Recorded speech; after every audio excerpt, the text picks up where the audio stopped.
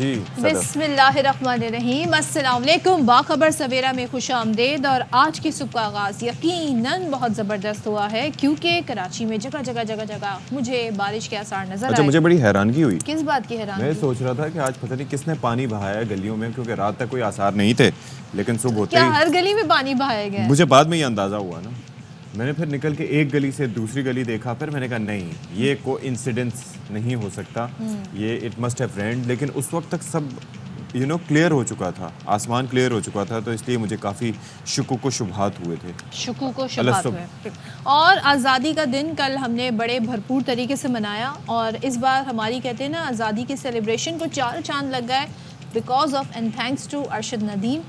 ان کی اس کامیابی کی وجہ سے ہم نے دیکھا، اور جس طریقے سے وہ ٹریول کر رہا ہے، سو آئی ایم جسٹ سرپرائز کہ ابھی وہ پیرس سے آئے ہیں، جس طرح ان کا استقبال ہوا، پھر ایک ایونٹ، پھر دوسرا ایونٹ، پھر کل صبح وہ اسلام آباد میں، شام میں، رات میں کراچی میں، اور کیا بات۔ اور ان کے نیزہ لے کے بھاگتے ہوئے تو نہیں آ گئے نا؟ اچھا، بہت ساری میمز بھی بن رہی ہیں، بہت سارے لوگ ارشد بھائی سے یہ ریکویسٹ بھی کر رہے ہیں کہ مجھے جی اٹھا کے نیزے پہ اٹھا کے مجھے فلاں ملک میں پھینک دیں۔ نیزے پہ اٹھا کے نہیں کہا انہوں نے، اچھا وہ زیادہ مطلب وہ اس طرح کی میمز ہیں جتنی بس اٹھا کے پھینک دیں، جتنی آپ دور پھینکتے ہیں، اور مجھے میرے رشتہ داروں سے دور پھینک دیں، ایسے رشتہ داروں کو کوئی کہہ رہا کینیڈا پھینک دیں، کہنا نہیں چاہیے، میری مصیبتوں کو اٹھا کے دور پھینک دیں۔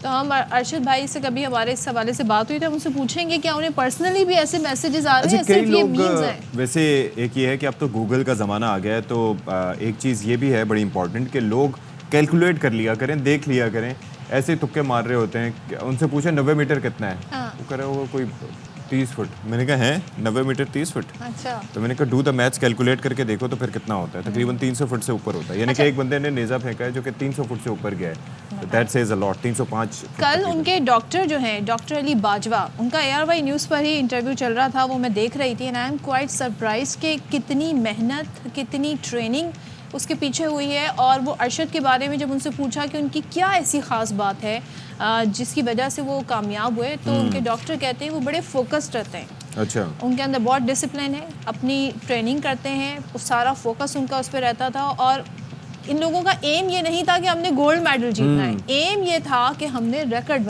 بنانا ہے۔ اچھا، ویسے ایک چیز یہ ہے کہ میں یہ دیکھ رہا ہوں کہ ان کی دیکھا دیکھی بہت سے لوگ بہت سے اب جیولن کی طرف جا رہے ہیں۔ ویسے ہی ایک چیز آپ اس سے اتفاق کرتی ہیں کہ اگر کوئی کام کر رہا ہو اچھا، تو آپ اس کی دیکھا دیکھی وہی کام شروع کر دیں؟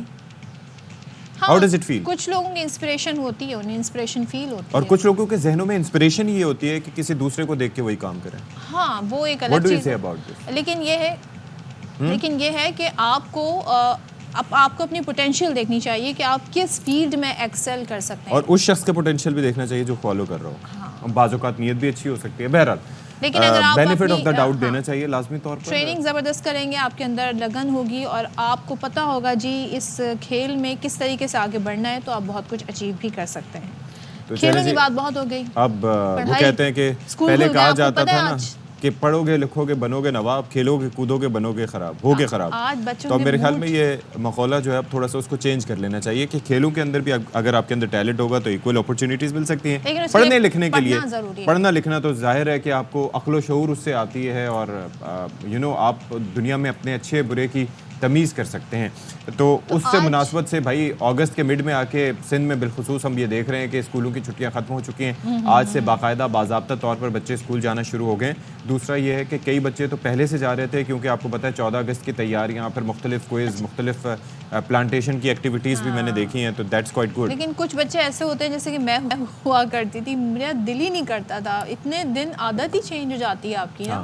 سو بچوں کے آج تھوڑے موڈ بھی خراب ہوں گے، کچھ کہہ رہے گے مما میں آج نہیں جا رہا، میں کل جاؤں گا، اور میں یہ سوچتا تھا کہ ویسے ہمارے بغیر میں منڈے سے جاؤں گا، ہمارے بغیر 2 مہینے بھی تو چلتا رہا ہے نا اسکول۔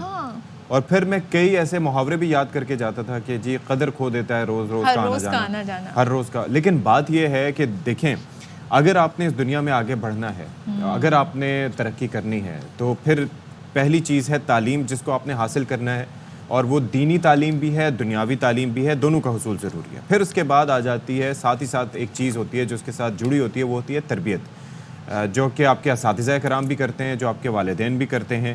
تو ایسے میں یہ ان سب چیزوں کا تال میل ہوتا ہے جو آپ کو ایک اچھا انسان بناتا ہے، اور پھر آپ کی نیچر کا بھی اس میں عمل دخل ہوتا ہے. لیکن صدف ایک چیز یہ ہے کہ بچپن سے لے کے کئی چیزیں ایسی ہوتی ہیں اسکول جانے کی جو ہماری میموریز ہوتی ہیں، اس کے اندر ہم یہ بھی دیکھتے ہیں کہ وہی چیزیں ہمیں یاد بھی رہتی ہیں. بعض اوقات بچپن کی کوئی چیز ہمیں یاد آ جاتی ہے کہ ہاں جی اس وقت بچپن میں اس کلاس میں ہمارے ساتھ یہ واقعہ ہوا تھا. بچپن یاد آ رہا ہے؟ مجھے بہت یاد آ رہا ہے، بہت یاد آ رہا ہے نا میرے بچپن کے دن. یہ دکھ ہمارا کچھ سانجا سانجا سا فیل ہوتا ہے، اسے پہ دکھ کہہ رہی ہوں. نہیں جی دکھ نہیں، جائیں دوستوں سے آپ اتنے دنوں سے نہیں ملیں، ٹیچر سے آپ کا انٹریکشن نہیں ہوا، تو اسکول کھل گئے ہیں سندھ بھر میں. بات کر لیتے ہیں، ذرا سکھر چلتے ہیں اور سکھر کا رخ کرتے ہیں. وہاں پر ہمارے نمائندے جہاں زیب بصیر موجود ہیں. تو جہاں زیب ہمیں بتائیں گے کہ آج بچے کتنی تعداد میں اسکول میں حاضری دینے آئے ہیں اور سیلیبریشنز ہو رہی ہیں 14 اگست کی ابھی بھی جاری ہیں، تو کیا سلسلہ ہے؟ جی جہاں زیب بتائیے. جی بالکل، گرمیوں کی طویل چھٹیاں ختم ہونے کے بعد سندھ بھر کی طرح سکھر میں بھی تمام سرکاری اور نجی تعلیمی ادارے کھل چکے ہیں، جہاں پر بچوں کی جو حاضری ہے وہ 50% ریکارڈ کی جا رہی ہے. لیکن جو بچے ہیں وہ کافی خوش دکھائی دیتے ہیں، کیونکہ بچوں کا کہنا ہے کہ ہم نے 2.5 مہینے اپنے گھروں پر موج مستیاں کی ہیں، گھر والوں کے ساتھ ٹائم اسپینڈ کیا، اور اب ان کی جو باری ہے وہ دوستوں کے ساتھ ملنے کی باری ہے. تو اس وقت میرے ساتھ ایک بچہ موجود ہے. اب بیٹا کیا کہو گے آپ، کتنے ایکسائٹیڈ ہو، کتنی خوشی ہے، کیا موڈ تھا تمہارا آج؟ میں نا یونیفارم دی ہے، میں نے نا 2.5 مہینے نا موج مستی کی اپنے گھر میں. اب جو ہے میں نا بہت ہی خوش ہوں، کیونکہ میرے کو اپنے دوستوں سے نا یاد آ رہی تھی اور میں جو ہے ملنا چاہتا تھا. جی بالکل، جیسا کہ آپ نے یہاں پر موجود اس بچے کی باتیں سنی تو ان کا یہی کہنا تھا کہ ایک تو میں بڑا ایکسائٹیڈ تھا نیا یونیفارم پہننے کے لیے، دوسرا ان کا یہ بھی کہنا ہے کہ میں جب دوستوں سے ملنے کی جلدی تھی تبھی آج صبح بھاگے دوڑے اسکول آ پہنچے ہیں. جی یہ جو 50% بچے آئے ہیں نا، ان کا آپ نے دیکھ لیا. وہ کہہ رہے ہیں میں نے گھر میں بہت موج مستی کی ہے، مجھے اسکول یاد آ رہا تھا. اچھا ایک چیز یہ ہے کہ اب بچوں کے اچھا میرے لیے بھی ایک انٹرسٹنگ فیکٹر یہی ہوتا تھا کہ جو اسکول کے دوست ہوتے تھے ان سے ملاقات ہونا، ان کے ساتھ انٹریکشنز وغیرہ ہونا، یہ بڑا ایک چیز ہے. آج کل کے جو واٹس ایپ اور ان کی وجہ سے کافی لوگوں کی دنیا آسان ہو چکی ہے کہ لوگ ہینگ آؤٹ بھی کر لیتے ہیں، بچے مل بھی لیتے ہیں. تو پہلے اتنی آسانیاں نہیں تھیں ویسے. تو چلیں جی، اسکول کی چھٹیاں ختم ہو چکی ہیں. آئی ایم شیور کہ بچے جو ہیں وہ اب بادل نخواستہ جائیں گے، لیکن آہستہ آہستہ عادت بن جائے گی، آہستہ عادت ہو جائے گی. اور ظاہر ہے اس کے بغیر کرنا کیا، اور آپ لوگوں نے کرنا کیا. اگر آپ نے پڑھنا نہیں ہے تو جائیں، شاباش پڑھیں اچھا سا اور آگے اپنا فیوچر بنائیں. فیوچر کی بات کر رہے ہیں، پریزنٹ کی بات کر رہے ہیں، ماضی کی بات کر رہے ہیں، تو ذرا سیاست کی بھی بات کر رہے ہیں. کیا میں نے تال میل بنایا ہے؟ سمجھ نہیں آیا. اس لیے سمجھ نہیں آیا کیونکہ ہماری سیاست بھی اسی طرح کی ہے. مطلب جو آپ پہلے سے دیکھ رہے ہیں حالات، وہی حالات مختلف شکل میں ہمارے سامنے آ جاتے ہیں، مسائل حل نہیں ہوتے عوام کے. اچھا لیکن کچھ نیا بھی سیاست میں ہوتا رہتا ہے، جیسے کہ ابھی سننے میں آ رہا ہے. اور آپ کو پتا ہوگا کہ سابق گورنر سندھ ڈاکٹر عشرت العباد جو کہ طویل عرصے سندھ کے گورنر رہے، انہیں اعزاز بھی حاصل ہے، وہ باقاعدہ طور پر سیاست میں واپس آنے کو تیار ہیں. انہوں نے نئی سیاسی جماعت بنانے کا بھی اعلان کر دیا. اب آپ سوچیں کراچی میں ایک جو حالیہ ڈیولپمنٹ پولیٹیکل ہوئی تھی وہ ہوئی تھی پیپلز پارٹی، اس کی MQM کی. پہلے تو مصطفیٰ کمال صاحب آئے تھے، پھر MQM کے کافی زیادہ فیکشنز ہو گئے تھے، اس کے بعد پھر یہ تمام فیکشنز مرج ہو گئے اور اس ریسنٹ الیکشن سے پہلے تمام ایک پلیٹ فارم پر اکٹھے ہو گئے. سو اب ایک وہ پارٹی ہے اس چکر میں، اور عشرت العباد صاحب ایک نئی سیاسی پارٹی بنانے جا رہے ہیں. سیاسی رہنماؤں سے انہوں نے رابطے اور ملاقاتیں بھی شروع کر دی ہیں. مولانا فضل الرحمان، مخدوم جمیل الزواں، شیر افضل مروت سے بھی ان کے رابطے ہوئے ہیں. اور سابق گورنر سندھ کی جانب سے اب تک پارٹی کے نام کا اعلان نہیں کیا گیا، تاہم جشن آزادی کے موقع پر کراچی، اسلام آباد اور پشاور میں ریلیاں بھی نکالی گئی، یعنی کافی آگے زیادہ کی ڈیولپمنٹ ہو گئی ہے. بیک گراؤنڈ میں کام کافی جاری تھا، اور اسی مناسبت سے ہم یہ دیکھ رہے ہیں کہ یہ ریلیاں بھی نکلی ہیں، اور پھر اس کے اندر کیا مزید اپڈیٹس ہیں یہ ابھی دیکھنا ہوگا. اور کیا کوئی وہ یہ کہتے ہیں جی معیشت کی بہتری کے لیے کرپشن کے خلاف کڑا احتساب کرنا ہوگا. تو آئی تھنک یہ ان کا موٹو ہے پارٹی کا. اب تو میرے خیال میں ہر پارٹی کا یہی موٹو ہے، ہونا بھی چاہیے بیکاز لیکن نعرے کی حد تک نہیں ہونا چاہیے، کیونکہ پھر ہوتا یہ ہے کہ بعد میں سیاسی انتقام کی ایک نوعیت بن جاتی ہے. اور دوسرا میں ایک چیز یہ بھی کہتا ہوں صدف، آپ ذرا دیکھیے نا کہ جب بھی یہ احتساب بیورو ہو یا نیب ہو، آپ ان سے وصولیوں کا ریکارڈ چیک کریں نا، ان کے ایکسپینڈیچرز چیک کریں اور ان کی وصولیاں چیک کریں. تو چلیں جی، ہمارے ساتھ موجود ہیں سابق گورنر سندھ ڈاکٹر عشرت العباد صاحب. ڈاکٹر عشرت العباد صاحب، ایک عرصے بعد آپ سے بات ہو رہی ہے. Thank you so much for joining us. السلام علیکم، گڈ مارننگ. السلام علیکم and a very good morning to you جی. اور دوسرا السلام علیکم اشفاق اور صدف آپ کو صبح بخیر. صبح بخیر. اچھا میں بیسکلی یہ جاننا چاہ رہا تھا کہ ایک عرصے بعد یہاں پر آپ کی واپسی ہوئی ہے، اور کراچی کی سیاست کی اگر بات کریں، اگر کراچی کی حد تک ہی رہتی تو میرے ذہن میں یہ سوال آ رہا تھا کہ جہاں پر متحدہ کے متعدد جو دھڑے تھے وہ آپس میں متحد ہوئے کیونکہ ڈیوائیڈ ہونے کی وجہ سے ووٹ بینک تقسیم ہو رہا تھا اور اس کا ان کو نقصان ہو رہا تھا. لیکن چونکہ آپ نے دوسرے لوگوں سے بھی ملک کے دیگر شہروں میں بھی رابطے کیے ہیں تو اس کا مطلب ہے کہ آپ بڑی ایک وفاقی سطح کی جماعت کوئی بنانے جا رہے ہیں. جی دیکھیں، بنیادی طور پہ ظاہر رابطے تو پہلے بھی تھے پورے ملک میں، سبھی سے بڑے اچھے رابطے تھے، اور ابھی جب یہ میں نے دوبارہ سے ظاہر ہے کہ پولیٹیکل ایکٹیویٹی کہہ لیں اس کو آپ شروع کی ہے، تو اس میں ایک پلس اور ایک ڈسکشن جو ہے وہ پورے ملک سے ہی ظاہر حالات تو پورے اوورال ہی ڈپریسو ہیں، ڈس اپوائنٹمنٹ ہے، اور اس میں ایک کلیکٹیو اس کے ساتھ ہی کوئی نہ کوئی کام کرنا ہوگا تاکہ یہ کہ جو میری سوچ ہے اس کے مطابق اگر ریزلٹس لینے ہیں تو پھر وہ ہولسٹک اس میں لینا ہوگا. آئسولیشن میں صرف کراچی یا سندھ کا مسئلہ نہیں ہے، یہ تو پورے ایک پاکستان کا مسئلہ ہے جو میری نظر میں اور جس کے لیے میں کوشش کر رہا ہوں. ڈاکٹر صاحب یہ ذرا آپ سے جاننا چاہیں گے کہ کیا ظاہر ہے آپ نے بڑے طویل عرصے یہاں پہ آپ گورنر بھی رہے سندھ کے، پھر آپ کا ایک تعلق ایم کیو ایم سے بھی رہا، تو اس بار ایم کیو ایم سے کیوں نہیں جڑے، ایک الگ پارٹی، اور وہ ایسے کیا حالات ہوئے کہ آپ نے سوچا کہ بھائی ایک پارٹی بناؤ؟ بیکاز پارٹی بنانا، پارٹی کو لے کے چلنا، it's not an easy task. جی یہ بالکل ایسا ہی ہے. اچھا میں آپ کے سوال کا جواب دوں گا، لیکن سب سے پہلے تو آپ سب کو اور پوری قوم کو جشن آزادی بہت بہت مبارک ہو. گزشتہ روز پوری قوم نے منائی، اور ارشد ندیم کی فتح جو ہے وہ یقیناً ہمارے لیے بڑا ایک فخر کا مقام ہے اور پاکستان کے لیے.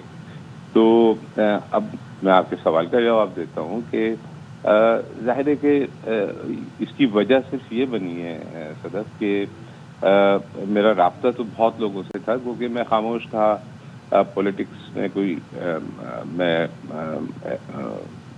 براہ راست انوالو بھی نہیں تھا، لیکن ایک تعلق کی بنیاد پہ لوگوں سے کراس سیکشن سے، چاہے وہ بزنس کمیونٹی ہو، سیاستدان ہوں، عام لوگ ہوں، اسٹوڈنٹس ہوں، ان کے ساتھ میرا وہاں بھی بڑا انٹریکشن رہتا تھا اور وہ کنٹینیو کیا اس نے. تو اب جب میں بات کرتا تھا گزشتہ کچھ عرصے سے تو مجھے بہت شدید ڈس اپوائنٹمنٹ کی فیلنگ آتی تھی لوگوں سے، اور ایک بڑا تکلیف دہ جو جملہ اکثر و بیشتر بڑے اچھے ویل سیٹلڈ لوگوں سے سننے کو ملتا تھا کہ بس سب ختم ہو گیا، کچھ نہیں بچا، کچھ ہو نہیں سکتا، پاکستان سے باہر جانا چاہیے، اور کہیں مطلب اس طرح کی چیزیں. تو یہ میرے لیے بہت تشویشناک بات تھی. تو اس نے مجھے پرومپٹ کیا بیسیکلی کہ یہ بیسیکلی ریفلیکشن ہے ہوپ کے ڈپلیٹ ہونے کا. لیکن ارشد العباد صاحب اصل میں بات یہ ہے کہ لوگ سمجھتے ہیں کہ انہیں ہوپ چاہیے جو یہاں پر رہتے ہوئے یہاں کے عوام کے لیے ہو. اب آپ نے گورنرشپ کے بعد ایک عرصہ بیرون ملک گزارا، اس کے بعد آپ نے یہ سمجھا کہ یہاں پر واپس آنا چاہیے، means you had an alternate.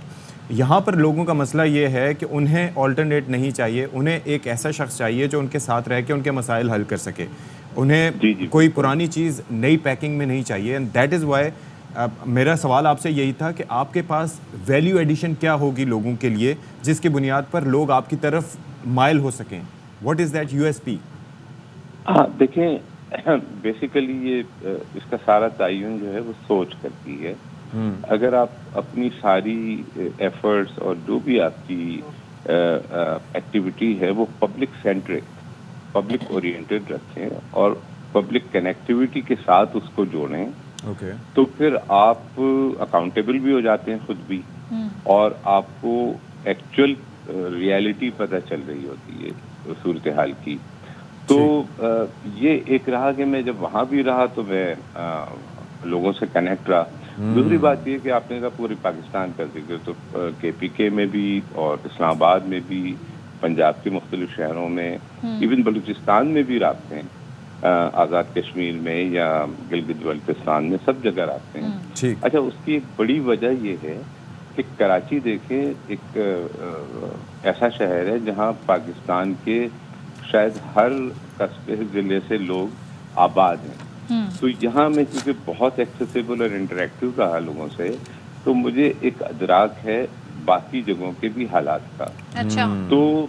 तो मैंने जब ये सोचा कि अल्लाह ताला ने एक मुझे मौका दिया, 14 साल मैंने चले कराची या अर्बन एरियाज या सिंध के लोगों को खिदमत का मौका दिया है।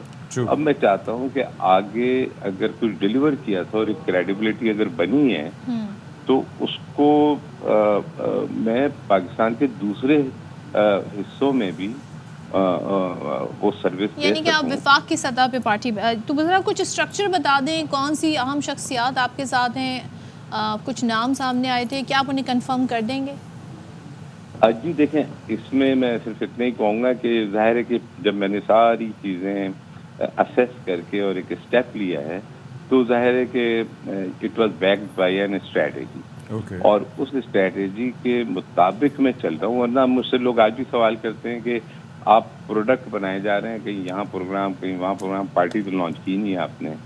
तो ये थोड़ी सी रिवर्स इंजीनियरिंग की है मैंने, ठीक, और इसको मैं यानी एक्चुअल ग्राउंड रियलिटी के साथ कनेक्ट कर रहा हूँ। और जाहिर है कि पूरा एक प्रोसेस है, एक प्रोसेस है जिसमें प्रोसेसेस हैं, मल्टीपल प्रोसेसेस हैं।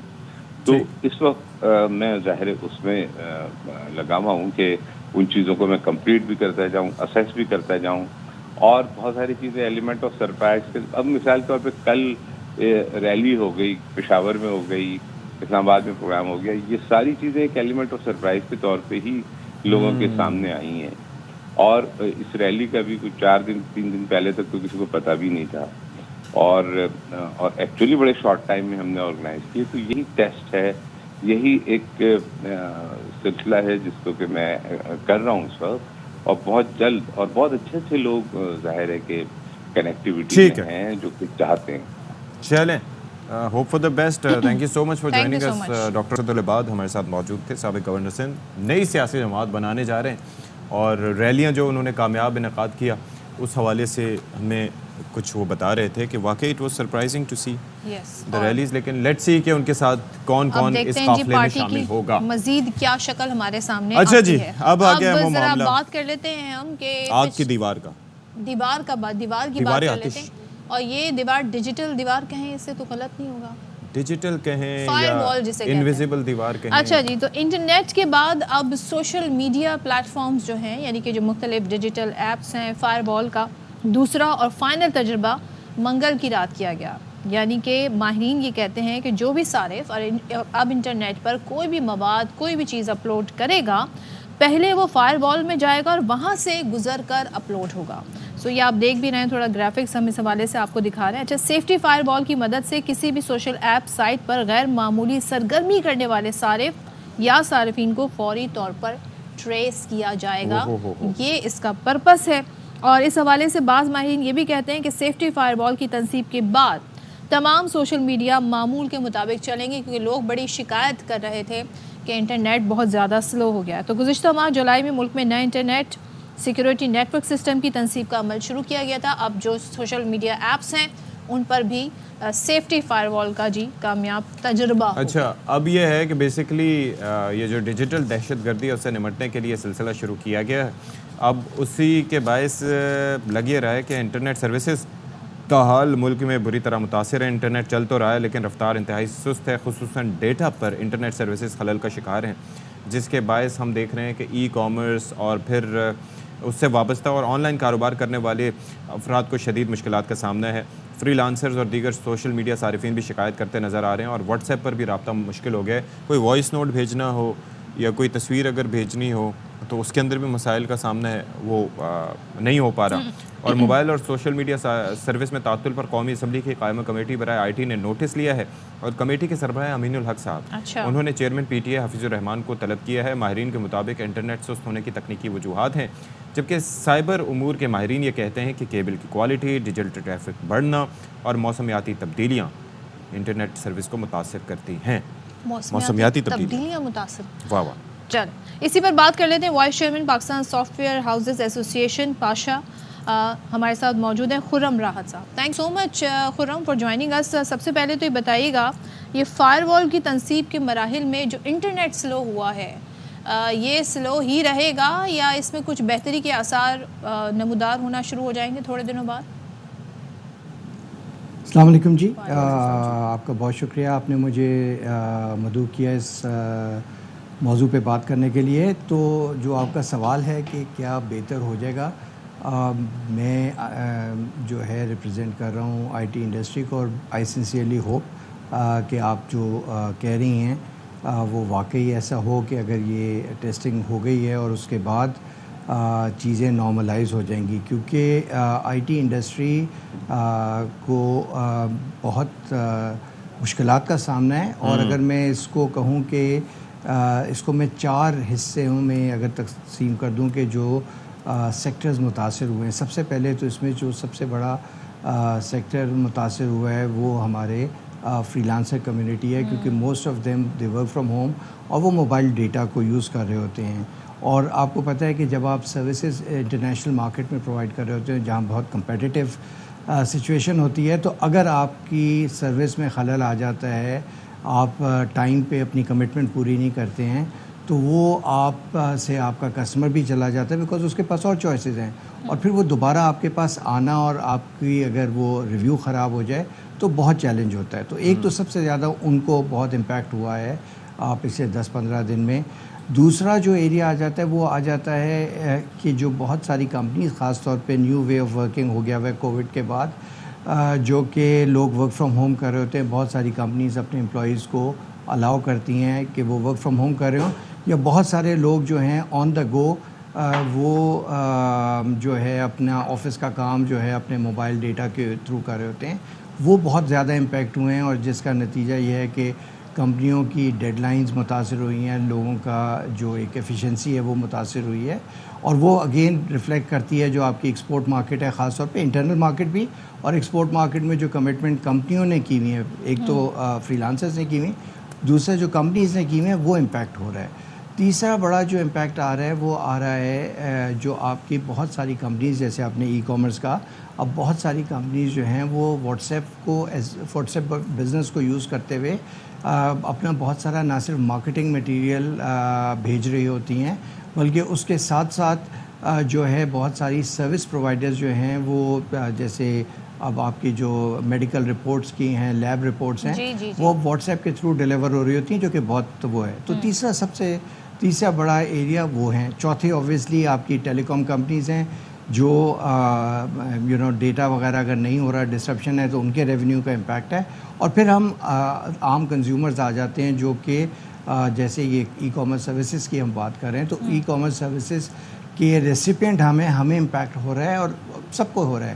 تو while I appreciate that the government is taking steps to look at جو ہم کہتے ہیں کہ جی کوئی سائبر اٹیکس کو روکنے کے لیے یا اوور آل ملکی سلامتی کے لیے چیزوں کو کرنے کے لیے کچھ اقدامات کرنے ہیں, لیکن وہ ہونے چاہیے اس طرح سے کہ جی منیمم امپیکٹ ہو.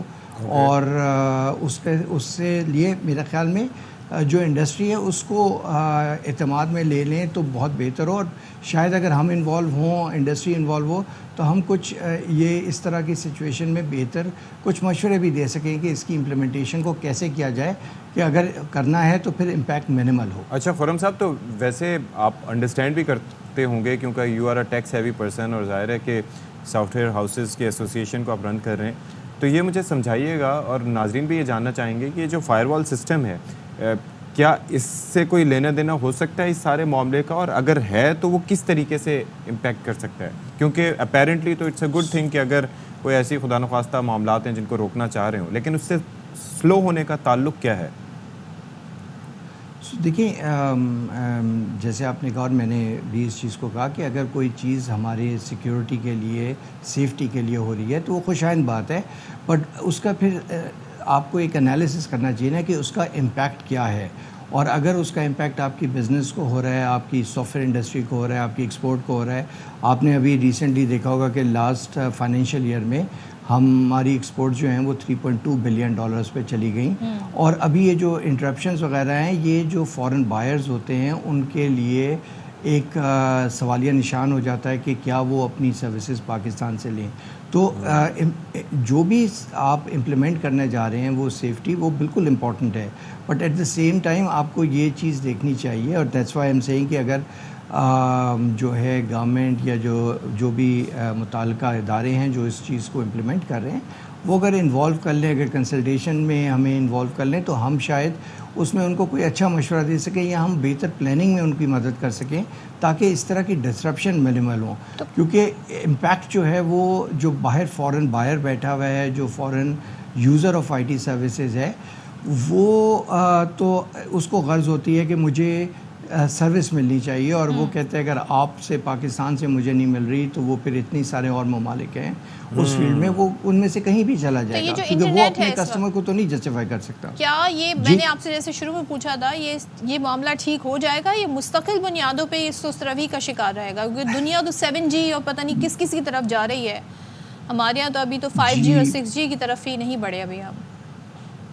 جی بالکل آپ سے کہہ رہی ہیں، اور وی سنسیئرلی ہوپنگ کہ اگر جیسا آپ نے شروع میں کہا کہ جی ٹیوزڈے کی رات کو ٹیسٹ ہو گیا ہے اور اب چیزیں ٹھیک ہو جائیں گی، ابھی مجھے ایٹ لیسٹ کل تو اس طرح کی نارملسی نظر نہیں آئی تھی پرسنل لیول پہ میں کہوں گا، لیکن آئی ہوپ کہ جی یہ چیزیں ٹھیک ہو جائیں، بیکاز جو آپ جو ایک ہے ہماری حکومت کا ویژن ہے ڈیجیٹلائزیشن کا، ہماری حکومت کا ویژن ہے کہ جی آئی ٹی ایکسپورٹس کو 25 بلین کیا جائے، تو وہ جب تک آپ کا ایک سیملیس اور ایفیشینٹ جو نیٹ ورک ہے وہ نہیں اگر ہوگا تو آپ یہ ترقی نہیں کر پائیں گے، وہ خواب یا وہ جو ہمارے پلانز ہیں وہ ادھورے رہ جائیں گے.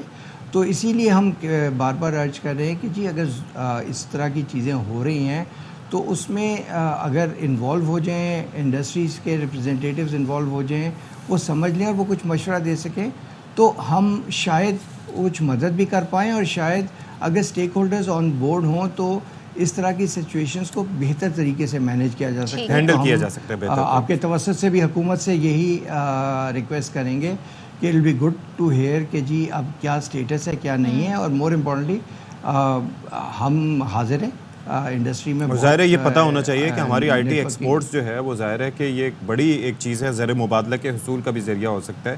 ہم تو آلریڈی اس پہ بات کرتے ہیں کہ اس کی بیٹرمنٹ ہونی چاہیے. ابھی ویسے حجم کتنا ہے خرم صاحب، مجھے ذرا یہ بتا دیجیے گا اس کا ابھی حجم کتنا ہے ہماری آئی ٹی ایکسپورٹس کا بیسکلی؟ سو جی ہم نے لاسٹ ایئر جو رپورٹڈ ہے ایکسپورٹس وہ $3.2 بلین کی ہوئی ہیں، جو کہ کوئی 2.5 بلین سے اس سے پچھلے سال سے بڑھی ہیں، وچ از جو ایک خوشائند بات ہے. امپورٹنٹ چیز ہے کہ اگر ہم نے اس سفر کو آگے لے کے جانا ہے، اور جیسا کہ گورنمنٹ کہتی ہے کہ جی ہم نے اگلے 5 سال میں 25 بلین پہ پہنچنا ہے، تو اس میں جیسے میں نے کہا کہ وہ اگر آپ کے پاس وہ ہائی وے آپ نے ایک جگہ سے دوسری جگہ اپنا سامان پہنچانا ہے جو کہ یہاں سروسز ہیں، اگر ہائی وے وہ آپ کی بے انٹرپشن ہوں گی تو وہ ڈسرپشن ہوگی، تو at the end of the day وہ آپ کی جو ٹارگٹس ہیں وہ نہیں اچیو ہو پائیں گے. انفارچونیٹلی اس وقت اسٹیمیٹڈ لوگ کہہ رہے ہیں کہ جی یہ جو ڈسرپشنز ہیں اس سے کوئی تقریباً 1 ارب کا کہہ رہے ہیں کہ جی ڈیلی لاس ہو رہا ہے آئی ٹی انڈسٹری کو، فری لانسرز کو، اور آبویسلی ایکسپورٹس کو. تھینک یو سو مچ خرم، ہمارے ساتھ تھے اور آپ نے بڑی ڈیل ساری صورتحال ہمیں بتائی. لیٹس ہوپ کہ چیزیں بہتر ہوں. جیسے کہ وہ بار بار کہہ رہے تھے کہ اگر ہم سے جو کنسرن ہیں، جو اسٹیک ہولڈرز ہیں، ان سے اس حوالے سے مزید بات کر لی جائے تو پھر یہ ہوگا کہ ہم بیٹر سلوشن تجاویز دے سکیں گے، بتا سکیں گے کہ اس کو کیسے بہتر کیا جا سکتا ہے. لیکن یہ ہمیں اپنے مائنڈ میں رکھنا چاہیے کہ دنیا اس وقت بہت آگے بڑھ رہی ہے، اور اب آپ کا فیوچر ہی اے آئی ہے، اب آپ کا فیوچر ہی آئی ٹی ہے. اس کے بغیر کوئی بھی ملک آگے نہیں بڑھ سکتا. تو اس میں جتنی بہتری ہوگی اتنا ہی بہتر ہے. بالکل جی. ایک بریک لیتے ہیں جی، بریک کے بعد حاضر ہوں گے، ساتھ رہیے.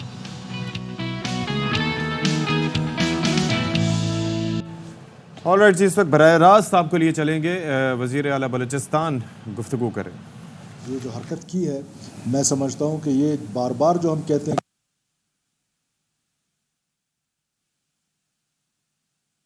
कि अपनी ही बरादर बलोच कुशी जो है वो शुरू की जाए, और बलोच की जो जेनोसाइड है वो तो इनकी तरफ से हो रहा है। रोज़ाना आप ख़बर देखें, कभी आवारान में इतने बलोच मार देते हैं, कभी कौन सी जगह पर, कभी कौन सी जगह पर, और फिर बलोच रवायात।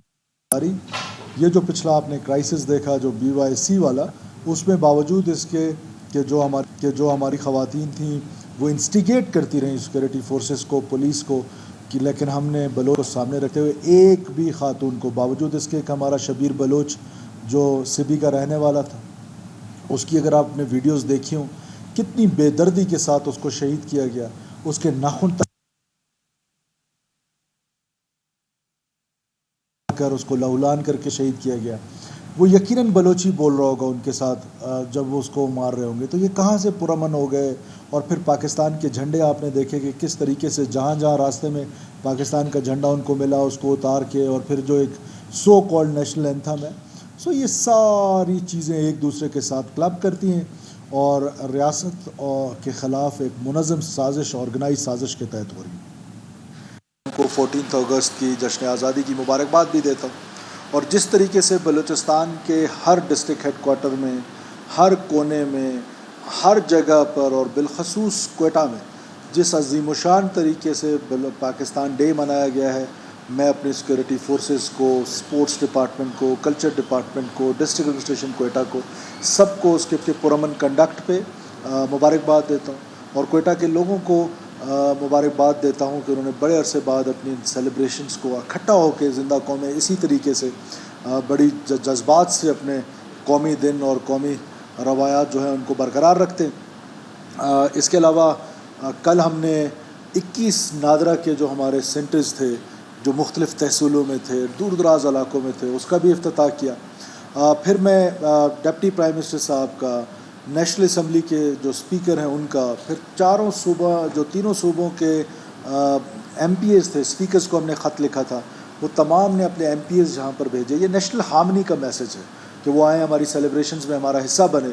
मैं उन तमाम MP साहिबान का, स्पीकर साहब का, उनका भी शुक्रिया अदा करता हूँ। इसके अलावा हमने कल, क्योंकि जब हमने हुकूमत संभाली तो पब्लिक प्राइवेट पार्टनरशिप के ज़रिए हम चाहते थे कि क्वेटा में वेस्ट मैनेजमेंट जो है, सॉलिड वेस्ट मैनेजमेंट, उसको मैनेज किया जाए। 1600 टन कचरा जो है वो तकरीबन डेली क्वेटा में गिरता था। तो उसके लिए इनिशियली मुझे इन्होंने कहा कि हमें 6 महीने लगेंगे, लेकिन हमने उनको टारगेट दिया था कि 14 अगस्त को हमने इसका इफ्तिताह करना है एट एनी कॉस्ट। अब बलूचिस्तान के लोग और क्वेटा के लोग ये ब्यूरोक्रेटिक हर्डल्स और ये रेड टेपिंग, इसकी नज़र होकर अपने प्रोजेक्ट्स का इंतज़ार करने के लिए सालों इंतज़ार नहीं करेंगे। अल्हम्दुलिल्लाह फुल पेस में, फुल स्पीड में कल उसको हमने कंप्लीट भी किया। और उसकी सबसे बड़ा कंपोनेंट ये है कि हुकूमत के कोई पैसे भी नहीं लगने हैं, वो मैनेज इस तरह हो रहा है। और ये इस तरह का मॉडल इंट्रोड्यूस किया गया है कि वो सेल्फ रिलायंस होगी और हुकूमत के जो एक्स्ट्रा पैसे हैं वो भी इसमें नहीं लग रहे। चमन के हवाले से आपको पता है कि 1 डॉक्यूमेंट के हवाले से बहुत अरसे से पहलत में कुछ लोग बैठे थे, फिर एक नेगोशिएशन हुई और फिर कुछ ट्राइबल एल्डर्स बीच में आए और उन्होंने एक सॉल्यूशन निकाला उसका। और वहाँ पर पासपोर्ट्स का बड़ा एक बुरानी सी कैफियत थी कि लोग जो है वो शायद अफोर्ड नहीं कर पा रहे थे। फिर हमने फेडरल गवर्नमेंट से बात की कि जो कोई वेवर दे दें, लेकिन there was no such example, तो वो नहीं दे सके। तो वी टुक द डिसीजन कि चमन के लोग हमारे हैं, हमारे भाई हैं, हमने उनकी इस ज़रूरत को पूरा करना है, उनको फैसिलिटेट करना है। तो हमने उनको जो है वो पासपोर्ट्स जो है वो दिए। आज फिर एक और हम बहुत बड़ा इवेंट करने जा रहे हैं। वो पासपोर्ट्स के पैसे हमने दिए और पासपोर्ट जो है फेडरल गवर्नमेंट दे रही है। आज हम एक बहुत बड़ा इवेंट करने जा रहे हैं। मज़दूर का बच्चा अब मज़दूर नहीं बनेगा, और उसके लिए हमने फेडरल गवर्नमेंट के साथ मिल के, वर्कर वेलफेयर बोर्ड के साथ मिल के, हमने आज तकरीबन 500 बच्चे, हम जो है हमारे मासूम बच्चे, आज शाम को हम एक इवेंट कर रहे हैं, वो हम भेज रहे हैं उनको इस्लामाबाद। वहाँ पर ये बच्चे तालीम हासिल करेंगे और इनकी आगे 16 इयर्स ऑफ एजुकेशन जो है वो हुकूमत संभालेगी। और ये जो मज़दूर का बच्चा है ये जाकर इंशाल्लाह ताला यहाँ पर सिविल सर्विसेज में, पॉलिटिक्स में, लॉयर जो भी बनना चाहते हैं تو یہ چند چینجز ہیں جو اس سے پہلے بلوچستان میں آپ اس طرح کی باتیں نہیں سنتے تھے کہ مزدور کے بچہ نے مزدوری بننا تھا.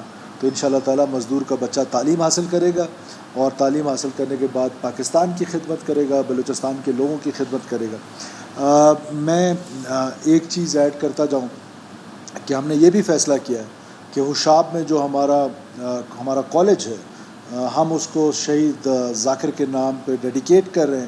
اس کے علاوہ شہید کے جو بچے ہیں, ہماری ویسے بھی پالیسی ہے ان کی 16 ایئرز آف ایجوکیشن, وہ جہاں بھی پڑھ رہے ہیں وہ آج سے حکومت کے بچے ہیں, ہم ان کو اڈاپٹ کریں گے, فیملی کو سپورٹ کریں گے. جہاں وہ پڑھنا چاہتے ہیں ان کی جو تعلیم ہے 16 ایئرز آف ایجوکیشن ساری زندگی جو ہے وہ حکومت بلوچستان بیئر کرے گی. اور اس کے علاوہ جو ان کی اہلیہ ہیں, it is heard from the social media, میں آج جا رہا ہوں تربت, ہماری ساری ایڈمنسٹریشن جا رہی ہے, کمانڈر 12 کور جا رہے ہیں, ہم وہاں جا کے فاتحہ بھی کریں گے, فیملی سے بھی ملیں گے. تو ان کی جو اہلیہ ہیں, جو سننے میں آیا ہے کہ شی از اے لرنڈ لیڈی, تو ہم ان کی جو کوالیفیکیشن ہے ان کے مطابق ان کو سرکاری جاب دیں گے. ہم بچوں کو اڈاپٹ کریں گے, ہم فیملی کو اڈاپٹ کریں گے, ہم اپنے شہداء کی قدر کریں گے, ہم شہداء کو لاوارث کسی صورت نہیں چھوڑیں گے. جو بھی سویلین شہید ہوگا, بیکاز ملٹری کا تو اپنا ایک سسٹم ہے, وہ اپنے شہداء کو سنبھالتے ہیں. تو ہمارے ہاں شہداء جو ہے وہ بسا اوقات ایسا محسوس ہوتا ہے کہ وہ کچھ عرصے بعد ان کی فیملیز کو لاوارث کیا جاتا ہے. تو ہم ایک ایسا آرگنائز سسٹم, ایسا میکنزم بنانے جا رہے ہیں کہ ہم اپنے شہداء کی قدر کریں گے, اور بلوچستان کی ترقی میں, بلوچستان کی خوشحالی میں جو لوگ کردار ادا کرتے ہوئے جام شہادت نوش کرتے ہیں, ہمارا فرض ہے کہ ہم ان کو سنبھالیں, ان کی فیملیز کو سنبھالیں, ان کے بچوں کو سنبھالیں. اس کے علاوہ آپ کو پتہ ہے کہ ہماری حکومت جو ریفارمز ایجنڈا پہ کام کر رہی ہے, ریفارمز ایجنڈا کی جو ہماری کمیٹی ہے جس پہ بہت سینئر اور سیزنڈ پولیٹیشنز ہیں, وہ اس پر کام بڑی تیزی سے ہو رہا ہے. اور آپ کو انشاءاللہ بریک تھرو ملے گا کہ بلوچستان کے جو پرانے خستہ رولز ہیں جو کئی سالوں سے ریڈ ٹیپنگ کی نظر ہوئے ہیں, انشاءاللہ تعالی ہم اس کو بہتر کریں گے. اور دوسرا پروگرام جو ہم نے 14 اگست کے دن لانچ کیا ہے, وہ اخوت پاکستان کے ساتھ مل کے ہم ایک پروگرام لے کر آ رہے ہیں.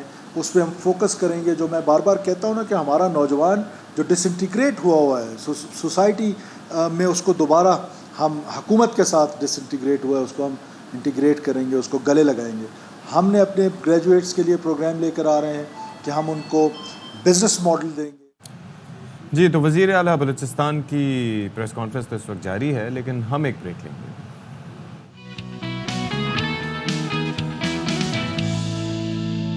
پھر بھی ایک مہلک مرض اس اعتبار سے ہے کہ اگر آپ کو پتہ ہی نہ چلے, آپ معمولی کھانسی سمجھیں تو کافی مشکلات ہو سکتی ہیں. ہمارے ساتھ موجود ہیں سینئر صوبائی T B control programme officer doctor Syed Saleem Hassan Kazmi صاحب. Thank you so much Kazmi صاحب, آپ نے ہمارے لیے وقت نکالا. یہ سب سے پہلے تو میں چاہوں گا کہ ڈفرینشیٹ ذرا کر دیں کہ علاج آ گیا ہے, لیکن پھر بھی کوئی آسان چیز نہیں ہے اس کو ٹیکل کرنا. دیکھیں, اس وقت پوری دنیا کی جو سچویشن ہے اس کے لحاظ سے کہا جاتا ہے کہ ہر چوتھا آدمی ٹی بی کے انفیکشن میں مبتلا ہے. لیکن 87% جو ایشو ہے وہ ہے ڈیولپنگ کنٹریز کے اندر, یورپ میں نہیں ہے یہ. اور اس کا it is a 100% curable disease, اس کا 100% علاج ہے. اور ہم اس وقت دنیا میں 5ویں نمبر پر ہیں جہاں سب سے زیادہ ٹی بی پائی جاتی ہے. ریزن یہ ہے کہ ہم بیماری کا علاج کرتے ہیں, انفیکشن کو ختم نہیں کرتے. دنیا کے اندر انفیکشن کو ختم کیا جاتا ہے تو ڈیزیز آٹومیٹیکلی نہیں آتی. ہم جب سمپٹمس آتے ہیں, جب ٹی بی کی علامات آتی ہیں, اس وقت ہم ٹی بی کا علاج کر رہے ہوتے ہیں. بچاؤ کا ہم کوشش نہیں کرتے, بچاؤ کا نہیں کرتے کہ پریونٹیو ٹریٹمنٹ. اس وقت دنیا میں اس وقت جو سب سے امپورٹنٹ چیز ہے وہ یہ ہے کہ اگر آپ نے ٹی بی کو کنٹرول کرنا ہے, اور اس کا ٹارگیٹ ہے کہ این ٹی بی اسٹریٹجی کے اندر 235 تک ہم نے ٹی بی کو کنٹرول کرنا ہے. اور اس کنٹرول کرنے کے لیے سب سے امپورٹنٹ چیز جو ہے وہ یہ ہے کہ ہم پریونشن پہ کام کریں. پریونشن پہ کام کیا کہ ڈیزیز ختم کرنے کے 3 طریقے ہیں. ارلی ڈیٹیکشن, جلدی سے جلدی ڈائگنوز کریں, اس کی ٹریٹمنٹ کریں, اور اس کے بعد جو جہاں ٹی بی ہے, جہاں پازیٹیو کیسز ہیں, ان کے گھر والوں کو پریونٹیو ٹریٹمنٹ پہ لے کے آئیں. تاکہ یہ انفیکشن دوسروں میں منتقل نہ ہو. ویکسینز وغیرہ ہوتی ہیں اس کی؟ ویکسین ایک ہی ویکسین ہے بس. دیکھیں میں آپ کو اس میں پہلے تو یہ کہ یہ علاج 6 مہینے کا ہے, فری آف کاسٹ ہے, پورے پاکستان کے اندر اس کی فیسلٹی وہ تو once you are in it. جی اچھا, ویکسین کے حوالے سے جو بات کر رہے ہیں تو ایک ویکسین تھی جو بی سی جی کہتے تھے جس کو ہم, اور بی سی جی بھی جو کام کرتی تھی وہ 20% انفیکشن کو پریونٹ کرتی تھی, اور اسپیشلی بی سی جی بچوں کے اندر کام کرتی تھی, لگتی تھی. جی ابھی جو greatest news of the century جو آنے والی ہے, جو ایک ہوپ ہے کہ ہم ٹی بی کو کنٹرول کر سکتے ہیں, وہ آج کل WHO ایک ویکسین پہ کام کر رہی ہے, M72 ISO کے نام سے ہے, M72 ویکسین انڈر ٹرائل ہے اس وقت, 2 ٹرائل ہو چکے ہیں. اللہ کرے کہ وہ جلد سے جلد مارکیٹ میں آ جائے اور WHO ریکمنڈیشن کر دے. اس کے لیے کہا جاتا ہے کہ وہ بڑوں میں بھی اتنی افیکٹو ہے اور نوجوانوں کے اندر, کیونکہ ٹی بی. اتنا ٹائم کیوں لگا اس ساری ریسرچ پہ نئی ویکسین؟ بہت اچھا سوال ہے. اس کا ریزن یہ ہے کہ 93 سے پہلے کیونکہ یورپ میں, امریکہ میں ٹی بی نہیں تھی تو ریسرچ نہیں ہو رہی تھی, فرق نہیں تھا. ریسرچ بھی انہوں نے کرنی ہے. انہوں نے, ہم تو ریسرچ نہیں کرتے ہیں, ہم تو ان کو بیماریاں دیتے ہیں, ساری چیزیں ہم بیماریاں دیتے ہیں. 1993 میں جب اس کو گلوبل ایمرجنسی ڈکلیئر کیا تب یہ ایشو, اور وہ بھی گلوبل ایمرجنسی ٹی بی کو اس لیے ڈکلیئر کیا گیا کہ جو HIV ایڈز سے لاکھوں لوگ مرے, اور وہاں پہ پوسٹ مارٹم ہوتا ہے سب کا, اس پوسٹ مارٹم میں پتہ چلا کہ کاز آف ڈیتھ جو ہے وہ ٹی بی ہے. لیکن پھر بھی آپ یہ دیکھیے 31 years, it took them 31 years. ابھی مجھے یہ بتائیے کہ اس وقت کہیں پر بھی کھانسی ہو رہی ہے, کسی کو بھی کچھ ہو رہا ہے, یو نیور نو, بیکاز ہم پبلک ٹرانسپورٹ میں بھی جاتے ہیں, کہ گیدرنگ میں بھی جاتے ہیں, ہمیں نہیں پتا کس کے ساتھ یہ ہے. کیسے اپنے آپ کو محفوظ کریں, کیسے بچائیں؟ دیکھیں اس کے اندر ایتھکس ہوتی ہیں کہ اگر کسی کو کف ہے, ہم کہتے ہیں کہ اگر کسی کو کف ہے کم سے کم وہ اپنا رومال اپنے آگے کر لے, کیونکہ یہ جو جراثیم ہے ایک انفیکٹڈ آدمی سے دوسرے کو, جب متاثر شخص سے دوسرے کو لگتا ہے اور وہ اپنا علاج نہ کرائے تو 10 سے 15 آدمیوں کو ٹی بی لگا دیتا ہے سال کے اندر. تو ایک آدمی کا علاج 10 سے 15 آدمیوں کا بچاؤ بھی ہے. تو اس سلسلے میں سب سے پہلے تو یہ ہے کہ جس کو 2 ہفتے سے زیادہ کھانسی ہے اس کو اپنا ٹیسٹ فوری طور پہ کرانا چاہیے. اور کھانسی مین سمٹم ہے, سب سے پہلے کھانسی ہے کیونکہ لنگس انوالو ہوتے ہیں. 85% جو ٹی بی ہوتی ہے وہ پلمونری انوالومنٹ ہوتی ہے, اور 15% میں کہتے ہیں بیرون پیپڑا ٹی بی کے اندر جو ہے ٹی بی ہو سکتی ہے, ایکسٹرا پلمونری جس کو ٹی بی کہتے ہیں. جی تو اس میں مین چیز ہے کہ جب کھانسی ہے کسی کو 2 ہفتے سے زیادہ کھانسی ہے, اس کے ساتھ اس کو بخار ہے, یا اس کا ویٹ کم ہو رہا ہے, یا پہلے اس کے گھر میں کسی کو ٹی بی رہی ہے, تو پھر یہ ہے وہ آپ اسکرین ضرور کریں. Thank you so much Kazmi صاحب, آپ تشریف لائے, آپ وقت نکالنے, اور احتیاط کیجیے, اور ماسک وغیرہ کا استعمال میں یہی کہوں گا کہ کیجیے, اور احتیاط اس طرح سے کیجیے کہ دوسروں کو متاثر نہ کریں. بریک لیتے ہیں, بریک کے بعد آتے ہیں.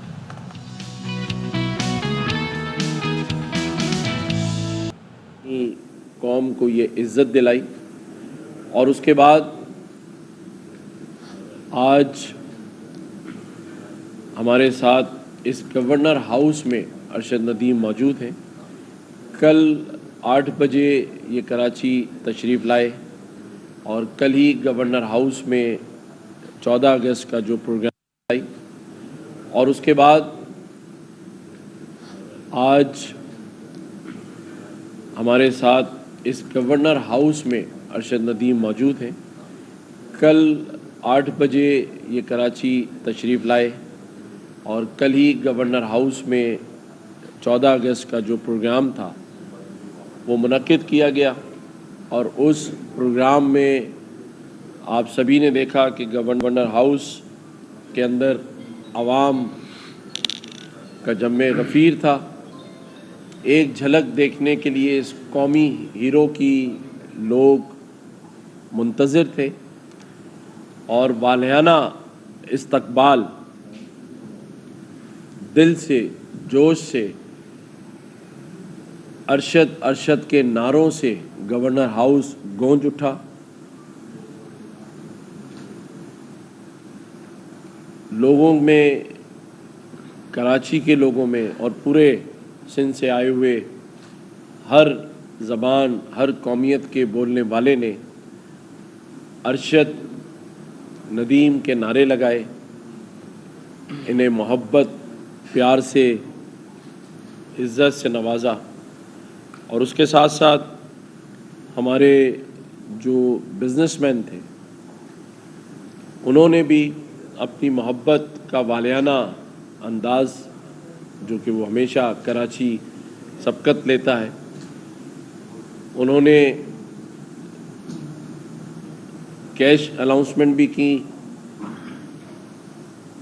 اکیڈمی کے پلاٹ، باقی پلاٹس کی بھی اناؤنسمنٹ کی، فلیٹ اپارٹمنٹ کی اناؤنسمنٹ کی، اور میں سمجھتا ہوں کہ بہت سارے لوگ ایسے بھی تھے جو چاہتے تھے کہ مزید ہم ارشد ندیم کے لیے اناؤنسمنٹ کریں۔ کل رات سوشل میڈیا کے بدولت مجھے حیدرآباد سے ہزاروں لوگوں نے، بلکہ پورے سندھ سے، چاہے وہ سکر ہو، نواب شاہ ہو، لڑکانہ ہو، مجھے میسیجز کیے، جو ہمارے آئی ٹی کا آپ کو پتہ ہے کہ 80,000 بچوں نے حیدرآباد میں ٹیسٹ دیا تھا، پورے سندھ سے صرف ایک ہی میسیج مجھے مل رہا تھا کہ میں ارشد ندیم کو یہ ریکویسٹ کروں کہ وہ حیدرآباد آئیں، سکھر آئیں، میر پور خاص آئیں، یعنی پورا سندھ منتظر ہے ارشد ندیم کا استقبال کرنے کے لیے۔ اور سندھ گورنمنٹ کی جانب سے بھی 5 کروڑ روپے کا چیک آج دیا جائے گا ارشد ندیم کو، اور تقریباً 10 کروڑ روپے مالیت کی جو چیزیں ہیں وہ کل رات گورنر ہاؤس سے ہمارے دوستوں نے، بھائیوں نے محبت کا نذرانہ پیش کیا ہے، اور میں سمجھتا ہوں کہ یہ پوری قوم کے لیے یہ 14 اگست یاد رکھی جائے گی۔ یہ ایک تاریخ رقم کر گئی ہے، جہاں 14 اگست آزادی کا دن ہم سب ویسے ہی جوش و خروش سے مناتے ہیں، لیکن ارشد ندیم نے جو اس خوشی کو، اس آزادی کے مزے کو ہزاروں گنا بڑھایا ہے، میں پھر ایک بار ان کا شکریہ ادا کرتا ہوں۔ اور کل جن لوگوں نے گورنر ہاؤس آ کر ان کو خراج تحسین پیش کیا، میں ہر اس بھائی کا، بہن کا، بزرگ کا شکریہ ادا کرتا ہوں، میڈیا کے دوستوں کا شکریہ ادا کرتا ہوں کہ انہوں نے کل جس طرح سارے ہی چینلز نے ہمارے ہاں گورنر ہاؤس کی تقریبات کو لائیو کوریج دی، پھر پوری رات الحمدللہ بہت زبردست کوریج رہی۔ میں میڈیا کے تمام چینلز کے تمام صحافی بھائیوں کا اور ان کے ڈائریکٹر نیوزز کا شکریہ ادا کرتا ہوں۔ عاطف اسلم نے کل پرفارم کیا، باقی تمام آرٹسٹوں نے پرفارم کیا، وسیم بدامی نے اینکرنگ، جو شخص اس سارے ایونٹ میں شریک تھا۔ خاص طور پہ میں کراچی پولیس کا، ایڈیشنل آئی جی کا شکریہ ادا کرتا ہوں، تمام ڈی آئی جیز کا جنہوں نے اس کی سیکیورٹی کو ممکن بنایا۔ اتنا مجھے پیار دیا، اور پورا پاکستانی قوم الحمدللہ مجھے پیار اور محبت کر رہی ہے، تو میرے لیے یہ 100 جو لیپ ٹاپ ہے وہ بچوں کو گفٹ ہے۔ Thank you. ندیم صاحب یہ بتائیے گا کہ آپ نے پہلے تھرو میں آپ سلپ ہوئے تو ہم خود دیکھ رہے تھے تو ہم گھبرا گئے تھوڑے سے کہ یہ کیا ہو رہا ہے، یہ کیا ہو گیا، تو دوسری کمپٹیشن نے آپ نے بہترین تھرو کیا اور 92.97% پہ آپ نے پھینکا، جو کہ 40 سال بعد آپ نے اولمپک حاصل کیا ہاکی کے بعد، تو بڑا اعزاز ہے۔ آپ نے انڈیا کو بھی شکست دی، اور اس پہ آپ کا کانفیڈنٹ لیول کیسے بڑھا، پھر آپ کو اس ٹائم کیا سوچ کی آپ کی اور آپ کی قوم کی بھائی آپ کے ساتھ؟ آج بالکل جیسے میں نے پہلی تھرو کی اور اس سے پہلے کوالیفائی راؤنڈ میں نے ماشاءاللہ پہلی تھرو پہ ہی جو ہے نا وہ فائنل کے لیے کوالیفائی کیا، تو وہاں سے مجھے ہوپ ہو گئی تھی کہ انشاءاللہ میں جو ہے وہ گولڈ کی فائٹ کروں گا، تو ماشاءاللہ فیلنگ بڑی اچھی تھی، تو جس کی وجہ سے جو ہے وہ کہتے ہیں نا کہ فیلنگ زیادہ ہی اوور ہو گئی تھی، تو پہلی تھرو پہ رن اپ جو ہے نا اس کی ایڈجسٹمنٹ نہیں ہوئی، جس کی وجہ سے تھرو میں نہیں کر پایا۔ تو جب میں نے سیکنڈ تھرو کی تو ماشاءاللہ پھر میں نے تھوڑا سا سوچا کہ زیادہ اوور نہیں ہونا، تو بس اپنے آپ کو سمجھایا اور تھرو کی، تو اللہ تعالیٰ نے اسی تھرو پہ ہمیں گولڈ میڈل سے بھی نوازا اور اولمپکس گیم کا ریکارڈ بھی بریک کروایا۔ جو آپ गवादर के साथ 90 की थ्रोज कर रहे हैं आप, पहले एशियन हैं जिन्होंने 3 मरतबा 90 मीटर प्लस की थ्रो की। हाइट का तो एक एडवांटेज है, बट हमने एक चीज़ नोटिस की कि आपका एंगल जो थ्रो रिलीज करने का आता है वो दीगर थ्रोअर से काफ़ी मुख्तलिफ है। वो जो एंगल आपका प्रॉब्ली 35-36 का, अगर हमने गलत ना ज़्यादा लगा तो वो एंगल बनता है। तो ये कुछ आपने इसको ज़्यादा मेहनत की है, नेचुरल है? ये रिलीज पॉइंट का जो आपने एंगल बनाया है ये क्या है? जी बिल्कुल, हाइट का इसमें बड़ा एडवांटेज होता है और हमने अपने राना पे बड़ा वर्क किया है। बाकी अल्हम्दुलिल्लाह हमारी चीज़ें बहुत बेहतर थी और राना पर हमारा जो है ना उस पर काम होने वाला था, तो अल्हम्दुलिल्लाह उस पर हमने बड़ा वर्क किया है, तो अल्लाह ताला ने हमें इज़्ज़त दी है। अच्छा साहब, ये बताएंगे नीरज के साथ आपका बड़ा अच्छा पहले साहब तमाम घूमने गए हैं आगे की से कब मुलाकात है, जाहिर है वो भी इनिशिएटिव बड़ा अच्छा होता है। दूसरी बात ये कि नीरज को आप क्या मशवरा देंगे कि वो किस इसमें एंगलिंग में, रनअप में कि वो ज़्यादा मेहनत करे ताकि वो भी आपके बराबर आने की कोशिश करें? जी बिल्कुल, आर्मी चीफ साहब से इंशाल्लाह 1-2 दिन तक मुलाकात है और अगर बात की जाए नीरज चोपड़ा भाई की, तो देखें कि टेक्निक जो होती है वो हर इंसान की मुख्तलिफ होती है। जैसे मैं एक क्रिकेट की बात करूँगा, शेब अख्तर का जो स्टाइल है वो सबसे डिफरेंट है, तो हर बंदे का अपना अपना जो है ना वो स्टाइल है। तो इसमें किसी को मैं ये नहीं कह सकता कि आप इस तरह करें उस तरह करें, हर बंदे की अपनी अपनी टेक्निक है, तो उन्होंने उसी हिसाब से अपनी टेक्निक के मुताबिक अपने बॉडी के हिसाब से अपनी वो जो है ना वो टेक्निक पे वर्क करना है। मशवरा नहीं दें तो उनको बेहतर बराबर लाने की बात है। अक्सर तौर पर देखा गया है कि खेलों के दौरान दोनों तरफ की आवाम के बीच कहीं कहीं तासुब भी नजर आता है, तो आप क्या पैगाम देंगे दोनों तरफ की आवाम को कि उसको किस तरह लेंगे? अक्सर देखा जाता है कि तासुब भी नजर आता है। सॉरी, दोबारा पूछ रहा हूँ, क्या कह रहे हैं आप? मेरा सवाल ये है कि आपने नीरज के साथ आपका एक्सपीरियंस रहा खेल का, तो आपकी वालदा मोहतरमा ने और उनकी वालदा मोहतरमा ने भी बड़े अच्छे पैगाम दिए आपके लिए भी, उनके लिए भी विशेष दी।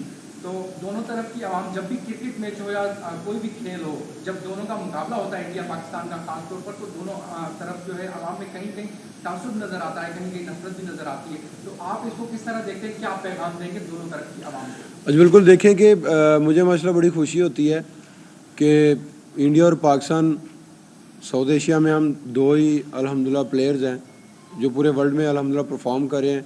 तो हमारे लिए, इंडिया और पाकिस्तान के लिए ये बड़ी खुशी होती है कि पूरे वर्ल्ड में परफॉर्म करना, क्योंकि पहले इंडिया और पाकिस्तान का नाम ही नहीं होता था जैवलिन थ्रो में पूरे वर्ल्ड में।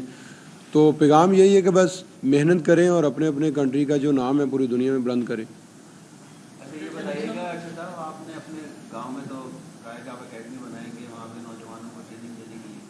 ये कराची इतना बड़ा शहर है, पाकिस्तान में सबसे बड़ा शहर है, यहाँ कोई आपका है इरादा कोई यहाँ पे भी बनाए अपनी अकेडमी और यहाँ पे भी जो नौजवान है ज़्यादातर शो की दिलचस्पी बढ़ जाती है तो नौजवानों की, जब कोई ऐसा होता है मामला, तो यहाँ कोई ऐसा प्रोग्राम है आपका कराची में ऐसी अकेडमी बनाने का जहाँ आप ट्रेनिंग दे लो? जी बिल्कुल, इंशाल्लाह इस पे इंशाल्लाह वर्क करेंगे।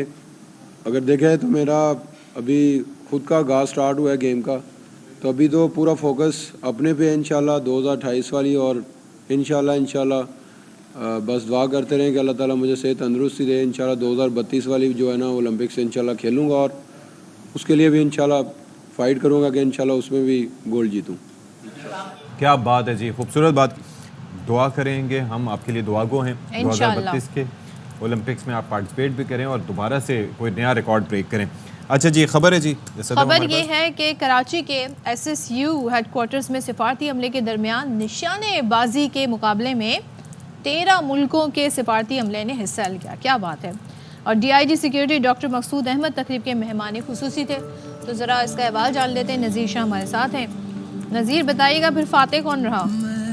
हाँ बिल्कुल, देखें ये योम आज़ादी के मौके पर SSU हेडक्वार्टर में 13 मुल्कों के सिफारती अमले के दरमियान निशानाबाजी के मुकाबले का निकास किया गया था, जिसकी तफसीलात जारी कर दी गई हैं, जिसमें अमरीका, रूस, बरतानिया, तुर्किया और फ्रांस समेत दीगर मुल्कों के सिफारतकारों ने अपनी महारत का مظاہرہ کیا. ان مقابلوں میں مرد اور خواتین نے الگ الگ کیٹیگریز میں حصہ لیا تھا.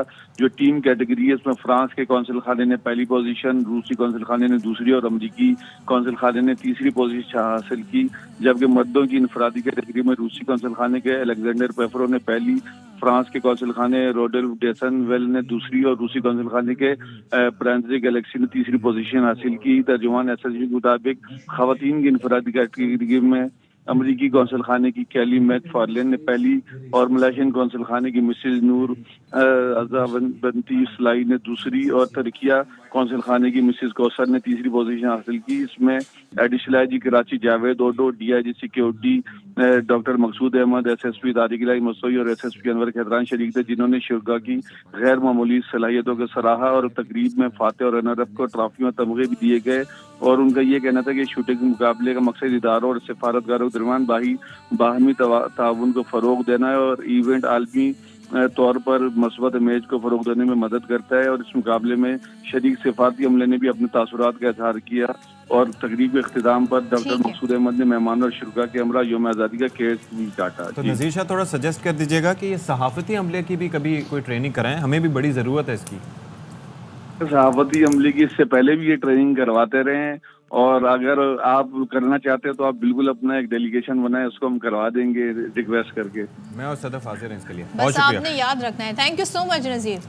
تو بہرحال اب کیا ہے ہمارے پاس؟ اچھا, آپ کو یاد ہوگا کہ افغانستان میں امریکہ آیا تھا دہشت گردی کا خاتمہ کرنے, دہشت گردوں کا خاتمہ کرنے, وار اگینسٹ ٹیرر. 20 سال کا عرصہ لگا, اور جب واپسی ہوئی تو سب نے سوال یہ اٹھایا کہ کیا یہاں سے تمام تر وہ ایلیمنٹ جو دہشت گردی میں ملوث رہے وہ ختم ہو گئے کہ نہیں. اس کا کوئی خاطر خواہ جواب نہیں ملا. بہت ایبرپٹلی امریکہ یہاں سے گیا, اور سب نے وہ مناظر دیکھے کس طریقے سے ہیلی کاپٹر پہ لٹک لٹک کے افغان جہازوں پہ بالخصوص جہازوں پہ جا رہے تھے, کیونکہ وہ اپنے آپ کو انسیف محسوس کر رہے تھے.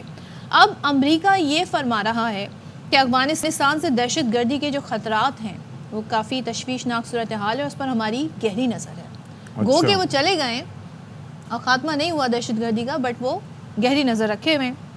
اب ترجمان کہہ رہے ہیں کہ خطے میں قیام کے لیے اپنا کردار ابھی ادا کرنا ہوگا. پھر ساتھ ہی ساتھ یہ آرمی چیف کی جانب سے ان کا اسٹیٹمنٹ سامنے آیا ہے, اور آپ یہ دیکھیں کہ اس حوالے سے وہ یہ کہتے ہیں کہ تشویش ابھی بھی ہے کہ یہاں پر دہشت گرد گروہ ہیں جن میں داعش بھی شامل ہیں. یہ ترجمان پاکستان ہمیشہ سے اپنے کنسرنز شو کرتا رہا ہے. پاکستان اس اعتبار سے اپنے کنسرن شو کرتا رہا ہے کہ ہماری کمٹمنٹ پوری رہی, افغان پیس پروسیس میں ہم شریک رہے, اور اس کے باوجود سب سے زیادہ وہاں پر اگر کوئی دہشت گردی ہوتی ہے تو ہم متاثر ہوتے ہیں. اور اس حوالے سے سید عاصم منیر صاحب جو کہ آرمی چیف ہیں ہمارے, وہ بھی بارہا اپنے کنسرن شو کر چکے ہیں, جو کہ کیونکہ بارڈر پہ جو ہو رہا ہے وہ ظاہر ہے کہ ہم لوگ جانتے ہیں کہ کیا ہو رہا ہے. اور انہوں نے یہ بھی کہا جب جشن آزادی کے حوالے سے تقریبات ہو رہی تھی کاکل اکیڈمی میں خطاب کرتے ہوئے کہ ہمارے افغانستان سے اچھے تعلقات ہیں, افغانستان کو ہمارا پیغام ہے کہ وہ فتنہ الخوارج کو اپنے دیرینہ خیر خواہ برادر ہمسائے ملک پر ترجیح نہ دے. تو یہ بڑا لاؤڈ اینڈ کلیئر میسج ہے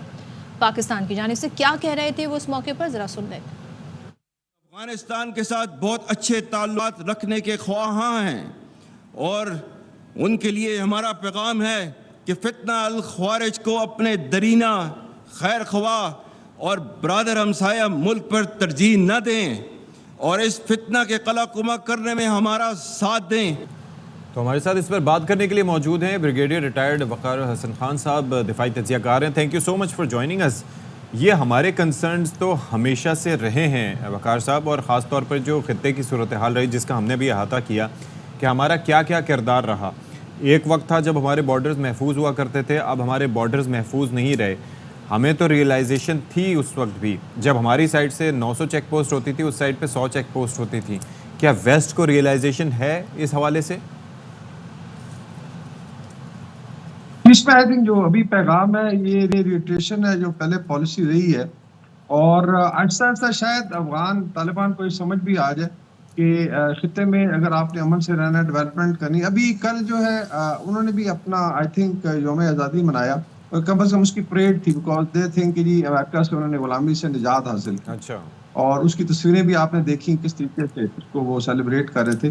لیکن الٹیمیٹلی افغان طالبان کو ریلائز ہونا چاہیے کہ 4 کروڑ افغان عوام ہیں جو کنسٹیٹیوٹ کرتے ہیں افغانستان کو. یہ صرف جغرافی خطہ نہیں ہے, اور ان کی فلاح جو ہے, ان کی ڈیولپمنٹ جو ہے, ان کی ذمہ داری ہے. بینگ گورنمنٹ ابھی 3 سال مکمل ہو گیا, لیکن انفارچونیٹلی چیزیں جو ہیں جس طرح پہلے بھی ہم ڈسکس کرتے رہے اس طرح نہیں رہی, اور انہوں نے سمجھا کہ شاید ٹیررزم کو ایز اے لیوریج یوز کر کے جتنے بھی ممالک ہیں ان کے لیٹس سے نیبرز ہیں ان سے کوئی کنسیشن ڈرا کریں, جس کا کوئی فائدہ نہیں ہوا بیکاز زیادہ فال آؤٹ پاکستان پہ آیا. اور کسی حد تک میں امریکہ کو بھی قصوروار ٹھہراتا ہوں بیکاز جب یہ ابرپٹ وڈرال ہوئے, جیسا آپ نے مینشن کیا, تو $7 ارب کا اسلحہ جو ہے وہ وہاں پہ چھوڑ دیا گیا تھا. اور ابھی کچھ رپورٹس ہیں جو کنفرم کی جا سکتی ہے کہ کچھ نہ کچھ فنڈنگ جو ہے امریکہ کی طرف سے بھی آ رہی ہے. اس بعد میں آج انڈیا ٹرائی کر رہا ہے کہ اس کو ڈی اسٹیبلائز رکھے اور ان کو فنڈ کر رہا ہے. لیکن میرا آرمی چیف کا جو پیغام ہے بڑا آئی تھنک سگنیفیکنٹ ہے کہ ایک دفعہ پھر ان کو آفر کی گئی ہے کہ ریجن میں اگر آپ نے رہنا ہے افغان عوام کی, ڈیفینیٹلی ہمیں بہت زیادہ خیال ہے, ہمارے بہن بھائی ہیں, ابھی بھی کافی لاکھوں لوگ یہاں پہ مقیم ہیں, اور ہمارا ایک برادری کا رشتہ بھی ہے, آپس میں بردرلی ریلیشن شپ ہے, تو اس کو مد نظر رکھیں. اور اس میں ون ون سچویشن ہے. آئی ڈونٹ نو کہ ٹیررزم سے کیا لیٹ سے آپ اچیو کر سکتے ہیں, ٹارگیٹس ہیں دونوں لیٹ سے سردیں ڈی اسٹیبلائز رہیں گی, ٹریڈ پہ امپیکٹ آئے گا. تو یہ ایک اچھا پیغام ہے آرمی چیف کی طرف سے. اچھا وقار صاحب, جو پینٹاگون نے تشویش ظاہر کی ہے, تشویش کتنی امپورٹنٹ ہے, اس میں واقعی کنسرن ہے؟ کیونکہ جب تک امریکہ یہاں پر تھا, ان کی فوج یہاں پر تھی, تب تک وہ ایک طرح سے اسٹیک ہولڈر تھے, لیکن اب وہ بیٹھے ہیں اپنے ملک میں آرام سے. یہاں پر وہ کہہ رہے ہیں جی ہم القاعدہ کو ختم کرنے آئے تھے, لیکن وہ تو ابھی کمزور تو ہو گئی, یہ پوری طرح ختم نہیں ہوئی, یعنی کہ جو جس ٹاسک کے لیے آئے تھے وہ بھی پورا نہیں کر سکے. پھر وہ کہہ رہے ہیں داعش بھی یہاں پہ سر اٹھا رہی ہے. تو یہ کنسرن ان کے کتنے امپورٹنٹ ہے, یا یہ جسٹ ایک اسٹیٹمنٹ ہے؟ یہ ڈپلومیٹکلی تو ٹھیک ہے, میں اس کو پازیٹیولی دیکھتا ہوں, لیکن جیسے میں نے کہا کہ ابھی جس طرح سارا ایڈمز ہیں, ان کی CIA کی بہت بڑی ٹارگیٹ اینالسٹ رہی, ان کا ابھی انٹرویو آیا ہے, وہ کہہ رہے ہیں $87 ملین تو ہر ہفتے یہ شپ کر رہے ہیں امریکنز, سوئٹزرلینڈ سے کابل آتا ہے جہاز, اور اوور پیریڈ آف 3 ایئر کہہ رہے ہیں $17 ارب یہ آلریڈی فنڈ کر چکے ہیں. ابھی کس مد میں ہے, ہیومینیٹیرین ایڈ ہے, ایک طرف سینکشنز کی بات ہو, تو تھوڑا سا میرے خیال میں dichotomy should be very very clear.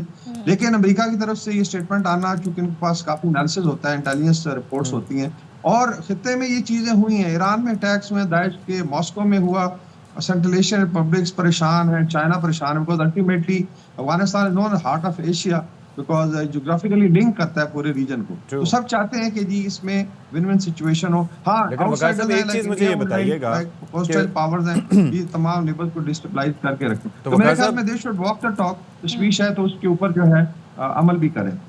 میں یہ جاننا چاہ رہا تھا کہ how did this equation change for Pakistan, کیونکہ 90s میں ہم یہ دیکھ رہے تھے کہ ہمارے وہ بارڈر سیف ہوا کرتے تھے. اچھا اس وقت یہ کہا جاتا تھا کہ کیونکہ وہاں پر طالبان رجیم ہے تو اس وجہ سے شاید ایسا ہے. بعد میں جب اشرف غنی صاحب یا باقی کارزائی صاحب یا باقی لوگ تھے تو اس وقت کہا جاتا تھا کہ اس وقت انفلوئنس انڈیا کا زیادہ ہے کیونکہ طالبان گورنمنٹ میں نہیں ہے. اب تو طالبان گورن کر رہے ہیں, لیکن اگر آپ ان کی کرکٹ ٹیم سے لے کے کسی کا بھی رویہ دیکھیں ٹورڈز پاکستان یا بارڈر پہ جو سچویشن ہے, تو وہ that seems to be anti Pakistan. Why is that now کہ they are more close to India than Pakistan? جی ایک تو historically it is a shatter zone. I think پیچھے اگر آپ چلے جائیں تو پچھلے 200 سال میں 80 لڑائیاں ہوئی ہیں افغانستان میں, اور پچھلے 40 سال میں دیکھیں تو 2 سپر پاورز کی آکوپیشن ہے, کچھ 7 دفعہ رجیم چینج, بڑی وائلنٹ رجیم چینج ہوئی, اور ہر دفعہ آئی تھنک جو بھی سکسیسفل گورنمنٹس آئی انہوں نے ٹیررزم کو ایز اے لیوریج بھی یوز کیا اور ہوسٹل ایجنسیز کو پناہ دی. ابھی جب امریکن ایگزٹ ہوا تھا تو اس میں امید تھی کہ طالبان جن کو آپ نے ڈپلومیٹکلی سپورٹ کیا, جن کی پہلی انویسٹمنٹ کانفرنس اسلام آباد میں کرائی اور ایون ریکنسیلیشن کی باتیں بھی ہوئیں, تو اس میں ہمیں مدد کریں گے. لیکن انفارچونیٹلی دے آلسو تھنک پھر اس کے اندر جمپ کر جاتی ہیں باقی پاور, تو ایک طرح کی سینکشنز ہیں, انہوں نے افغانستان کو تقریباً بند کیا ہوا ہے, اور وہ سمجھتے ہیں ایک ورشن سے اب کہہ رہے دھونس کے ساتھ وہ نیبرنگ کنٹریز کا ریلیشن شپ رکھ سکتے ہیں. اٹ از سرپرائزنگ کہ دلی میں ویسے کام نہیں کر رہی طالبان, جرمنی میں نہیں کر رہی, صرف شاید پاکستان, چائنا اور کچھ فرینڈلی کنٹریز میں کر رہی ہے. تو دے شوڈ ریئلائز کہ اس طریقے سے چیزیں نہیں چل سکتی. اور میرے خیال میں افغانستان پہ جو آفینسو آپ کی ڈپلومیٹک پریشر رہے گا, باقی جو آپ نے اپنے بارڈر کو ٹائٹ کرنا ہے, یہاں سے دہشت گردی کا خاتمہ کرنا ہے, انشاءاللہ کامیابی ہوگی. ٹھیک ہے, تھینک یو سو مچ. وقار الحسن ہمارے ساتھ تھے, اور خطے میں اس وقت صورتحال جو امریکہ کے حوالے سے, افغانستان کے حوالے سے بیان ہے, اس پر وہ گفتگو کر رہے ہیں. اور یہاں پر آپ کو بتائیں کہ جنوبی وزیرستان میں جھڑپ کے دوران شہید ہونے والے اہلکاروں کو سپرد خاک کر دیا گیا ہے, ایسا بتانا ہے ISPR کا. اور ISPR کا کہنا ہے کہ حوالدار نثار حسین شہید، نائک راشد گل شہید، نائک عرفان اللہ شہید اور سپاہی عثمان رفاقت شہید کو فوجی اعزاز کے ساتھ ان کے آبائی علاقوں میں سپرد خاک کر دیا گیا۔ نماز جنازہ اور تدفین میں پاک فوج کے سینئر افسران، جوانوں اور شہداء کے لواحقین نے شرکت کی۔ مسلح افواج مادر وطن سے دہشت گردی کی لعنت ختم کرنے کے لیے پرعزم ہیں۔ 13 اگست کو جنوبی وزیرستان میں سیکیورٹی فورسز اور خوارج میں شدید فائرنگ کا تبادلہ ہوا تھا۔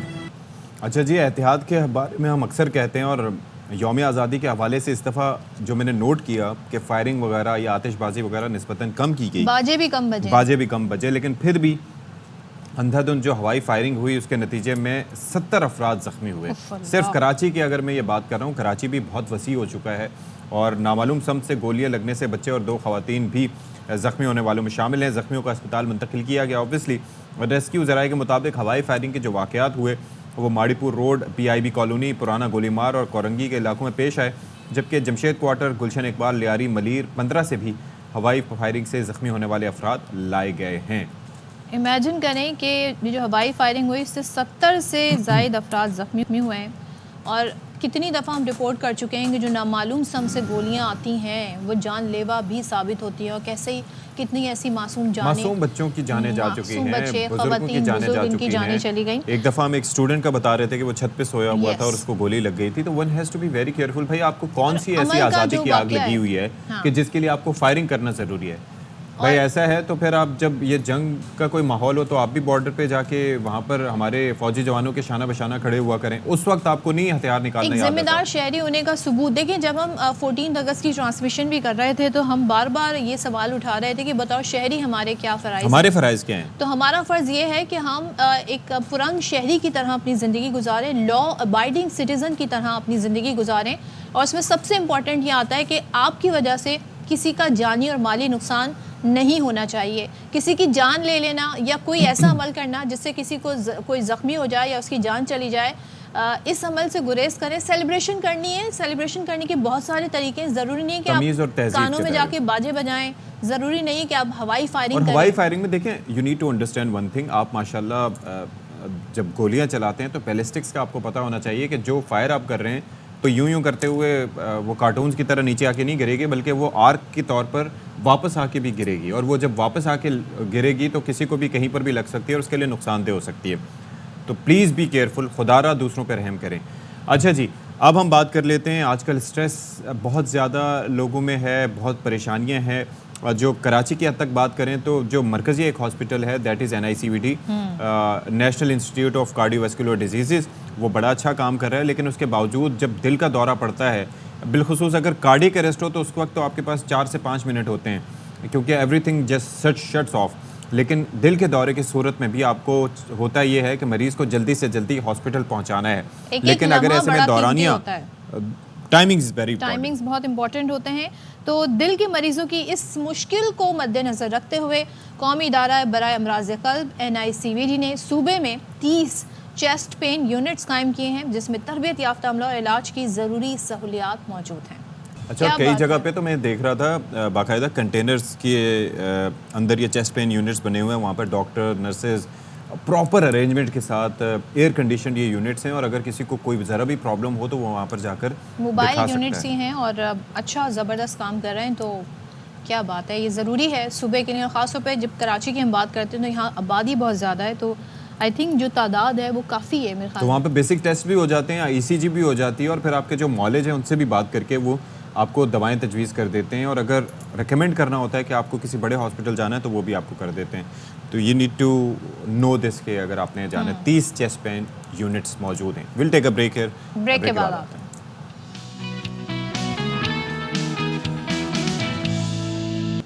ویلکم بیک ونس اگین، اور ذرا آپ کو ایک بار پھر سے یاد دلائیں کہ پچھلے دنوں ہم نے کافی عرصے اس پہ بات کی ہے، وہ ہے کچے کے ڈاکو۔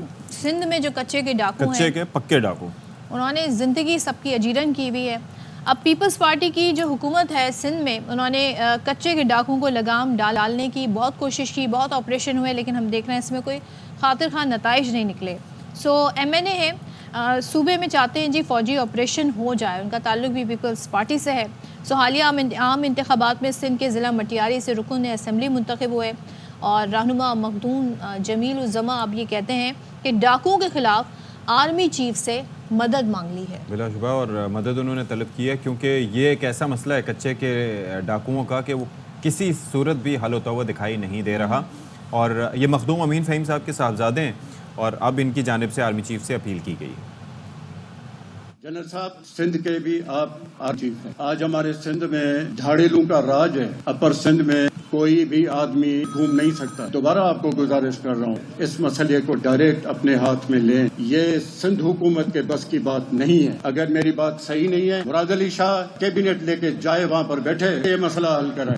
دوسری میں ان سے گزارش کرنا چاہ رہا ہوں سندھ کے ہندو برادری وہ ہجرت کر رہے ہیں. ان کا تحفظ کرنا کس کا فرض ہے؟ جن کا فرض ہے وہ بادشاہ لوگ تو سوئے ہوئے ہیں. کراچی پیپلز پارٹی کے لوگ آپ کو اپنی حکومت کے ہوتے ہوئے بچا نہیں سکتے. یہ ڈوب مرنے کا مقام ہے. جو لوگ ہمارے ہندو برادری کو ہجرت پہ مجبور کر رہے ہیں کل وہ کہیں گے کہ سندھ والے بھی سندھ سے چلے جائیں, جو ہم کبھی ہونے نہیں دیں گے. سندھ ہمارا ہے. چلیں تو اس پہ بات کر لیتے ہیں. چیف رپورٹر سندھ لالا اسد پٹھان ہمارے ساتھ موجود ہیں. Thank you so much Lala اس ایشو پر دوبارہ سے ایک بار پھر سے بات کرنے کے لیے. یہ بتائیے گا کہ اس طرح کی ریکویسٹ تو حکومتی سطح پر آنی چاہیے تھی, یعنی کہ وزیر اعلیٰ سندھ اگر یہ ریکویسٹ کرتے تو بڑی یہ فارمل ایک ریکویسٹ مانی جاتی, لیکن مخدوم جمیل الزما اس کی ریکویسٹ کر رہے ہیں. اور کیا ہم اس سے یہ اندازہ لگائیں پارٹی آن بورڈ نہیں ہے یا یہ ان کا اسٹیٹمنٹ ہے بیکاز انہیں لگتا ہے کہ جو کوششیں کی گئی وہ تمام تر ناکام ہوئیں؟ شکریہ. اصل ایشو یہ ہے کہ مخدوم جمیل الزما صاحب کے صاحبزادے کو یہ اس ٹینیور میں جو پیپلز پارٹی کا تیسرا ٹینیور چل رہا ہے اس میں اس کو وزارت نہیں ملی.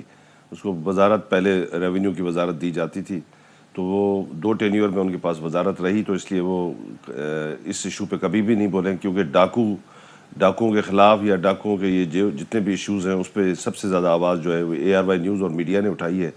اور 10 سال پہلے مخدوم صاحب سوئے ہوئے تھے اور ابھی جب کہ ان کو اقتدار میں حصہ نہیں ملا تو ان کو یاد آیا ہے کہ اپر سندھ میں ڈاکو ہیں اور وہاں سے جو ہے وہ اقلیتوں سے تعلق رکھنے والے لوگ ہجرت کر رہے ہیں. یہ ایشو آج کا نہیں ہے, یہ کافی پرانا ایشو ہے. نہ صرف وہاں سے اقلیتوں سے تعلق رکھنے والے لوگ ہجرت کر رہے ہیں, اس کے علاوہ بھی کاروباری لوگ جو ہیں. اٹ میک سینس کہ اگر وہاں پر آپریشن کے باوجود کامیابی نہیں ملی تو بالآخر پھر وہ فوج سے ہی مطالبہ کر رہے ہیں. سو اس میں کیا مطلب آپ کہہ رہے ہیں کہ ان کو اب جو چاہ رہے تھے وہ نہیں ملا, یہ وجہ ہے؟ لیکن فوج سے مطالبہ دیکھیں فوج سے مطالبہ تو ہم سب سے زیادہ کرتے رہے ہیں کہ فوج کو جو ہے وہ انٹروین کرنا چاہیے. اس کے علاوہ یہ ممکن نہیں ہے کیونکہ پولیس نے اب تک جتنے بھی آپریشنز وہاں پر کیے ہیں, چاہے انہوں نے ٹارگیٹڈ آپریشن کیے ہیں, انٹیلیجنس بیس آپریشنز کیے ہیں, مگر اس میں مجموعی طور پر ان کو بہت بڑی کوئی کامیابی نہیں ملی.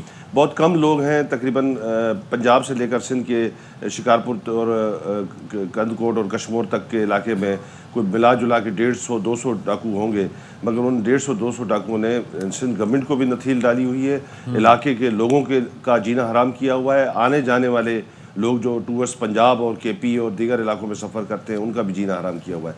تو یہ ایک بہت بڑا مسئلہ ہے, اس کو ٹیکل کرنا چاہیے. اور جب تک ریاستی ادارہ سنسیئر ہو کر اس میدان میں نہیں آئے گا اور اس مسئلے کا حل نہیں نکالے گا تب تک یہ ممکن نہیں ہے.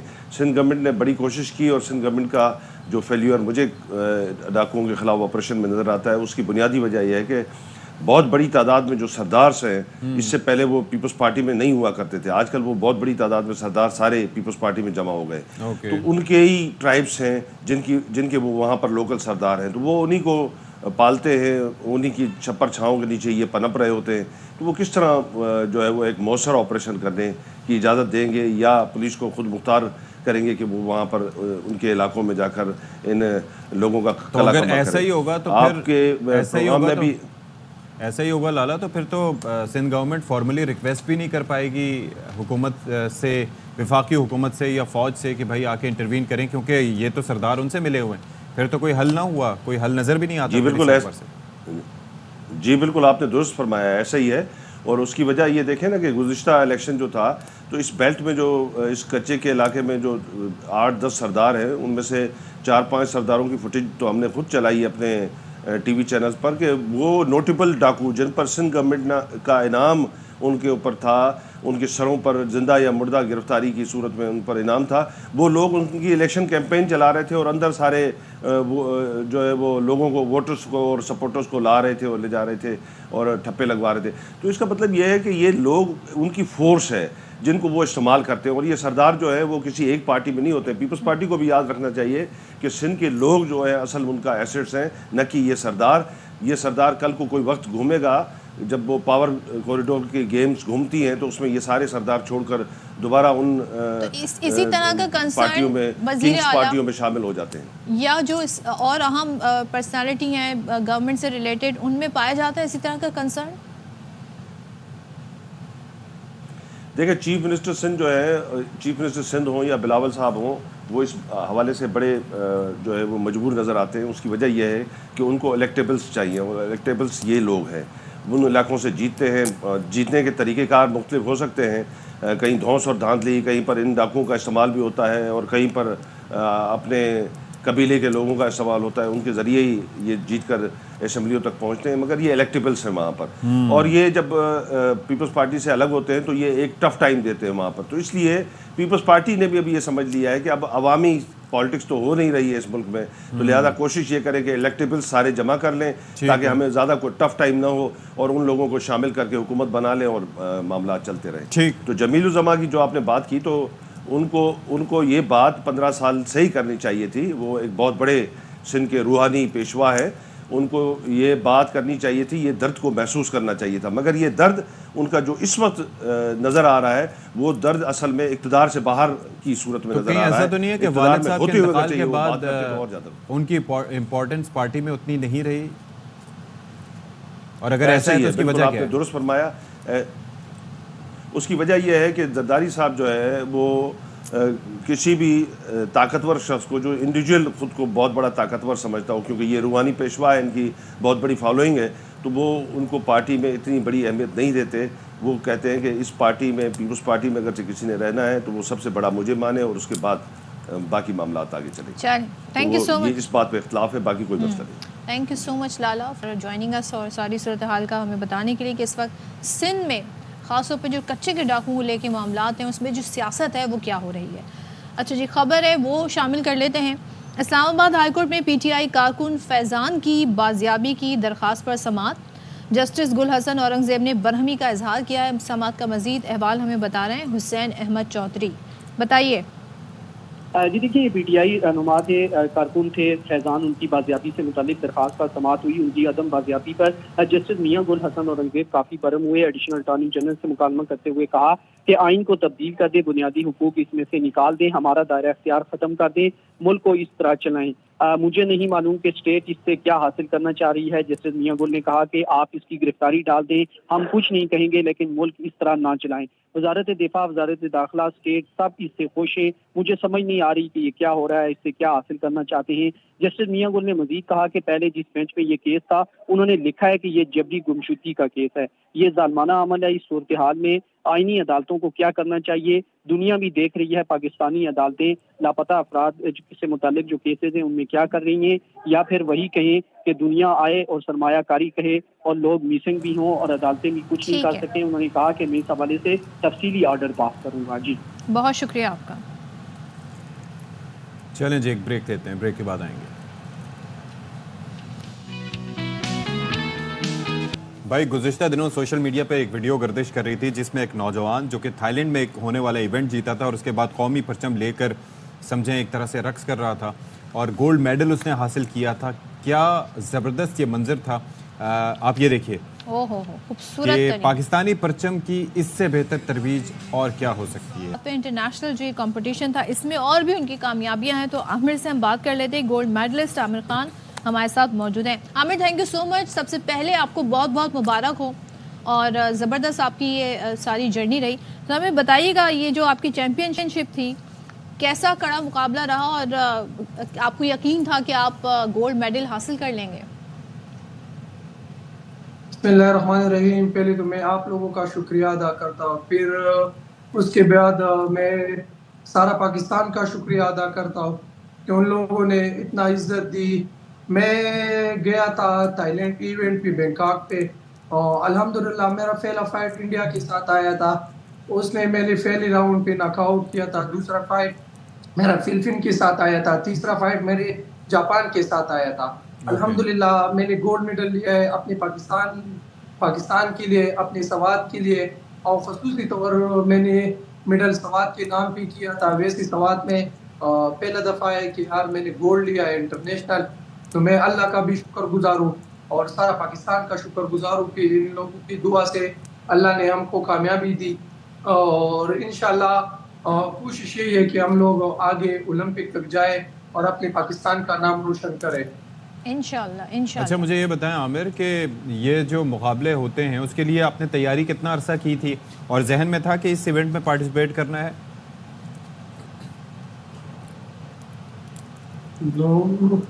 सर पहले तो ये था कि जब दिन में जा रहा था इवेंट के लिए थाईलैंड, तो मुझे तो मुश्किलात बहुत था। वैसे मेरे पास मेरा एक फ्लाइट कैंसिल हुआ था, फिर मेरा नया टिकट लिया और अपने खर्चे से गया था उधर इवेंट पे, और फिर उधर गया था। फिर मेरे पास इतना तक नहीं था कि यार मैं अपना रिहाइश उधर करूँ, अपना खर्चा उधर करूँ। बदकिस्मती यही है कि हमारे गवर्नमेंट ने हमारे साथ बिल्कुल ताउन नहीं किया था। तो हम लोग अपने गवर्नमेंट से मुतालिबा करता है कि आप लोग प्लेयरों की तवज्जो दो, जो प्लेयर पीछे है उनको आगे लेकर आओ, जो पाकिस्तान का नाम रोशन कर सकता है। मैं रिक्वेस्ट करता हूँ उन लोगों को जो अपने अभी बड़ी कुर्सियों पे बैठा है, और हमारा मुतालिबा ये है कि जैसे अरशद भाई को आप लोगों ने इज्जत दिया, वैसे हमको भी इज्जत चाहिए कि आप लोग हमको भी इज्जत दे। हम भी इंशाल्लाह ओलंपिक के लिए जाएंगे और अपने पाकिस्तान का नाम एक चीज़ रोशन करेंगे इंशाल्लाह। आपने जिक्र किया कि जिन हालात में आप गए, आपके पास तमाम तर वो फैसिलिटीज़ भी नहीं थी, उस वक्त किसी ने साथ भी नहीं दिया। अब जब आपने गोल्ड मेडल जीत लिया है, कोई रिकग्निशन, कोई हुकूमती नुमाइंदा, कोई किसी ने आपसे कांटेक्ट किया हो इस जीत के बाद? असल के मैं एक बात करूँ, अभी तक तो मैंने एक सरकारी इदारे ने मुझे कॉल नहीं किया। कल मेरे सवात लोगों में सवात आ रहा था, जिधर उन लोगों ने, सवात वाले लोगों ने मुझे बहुत प्यार दिया है। वैसे सरकारी लोगों ने तो राबिता नहीं किया। मैं जिधर अपने घर तक आ रहा था, सवात लोगों निकल गया और मेरा इस्तेमाल किया। मैं सवात लोगों का बहुत शुक्रगुजार हूँ, सारे पाकिस्तान का बहुत शुक्रगुजार हूँ कि कल 14 अगस्त दिन था और मैंने अपना मेडल सारे पाकिस्तान और सवात के नाम पे किया था। मैं इस बात भी बहुत खुश हूँ कि अल्लाह ने इतना बड़ा मौका दिया है और मैंने पाकिस्तान के लिए गोल्ड मेडल लिया है। तो इंशाल्लाह और आगे जाऊंगा, अपना पाकिस्तान का नाम रोशन करूंगा इंशाल्लाह। ठीक है, thank you so much Aamir, आप हमारे साथ मौजूद। भाई रिकग्निशन मिलनी चाहिए और जाहिर है कि थाईलैंड में ऐसे बहुत से इवेंट्स होते हैं जहाँ पर नौजवान जाके अपना जाहिर है कि पार्टिसिपेट भी करते हैं और अपना लोहा भी बनवाते हैं, लेकिन इंटरनेशनल रिकग्नाइज्ड बॉडीज की क्या बात है। इंटरनेशनली आपने आगे बढ़ना है तो फिर हमें अपने इन खिलाड़ियों के स्किल्स को पॉलिश करना होगा। इजाज़त चाहते हैं, अल्लाह हाफ़िज़।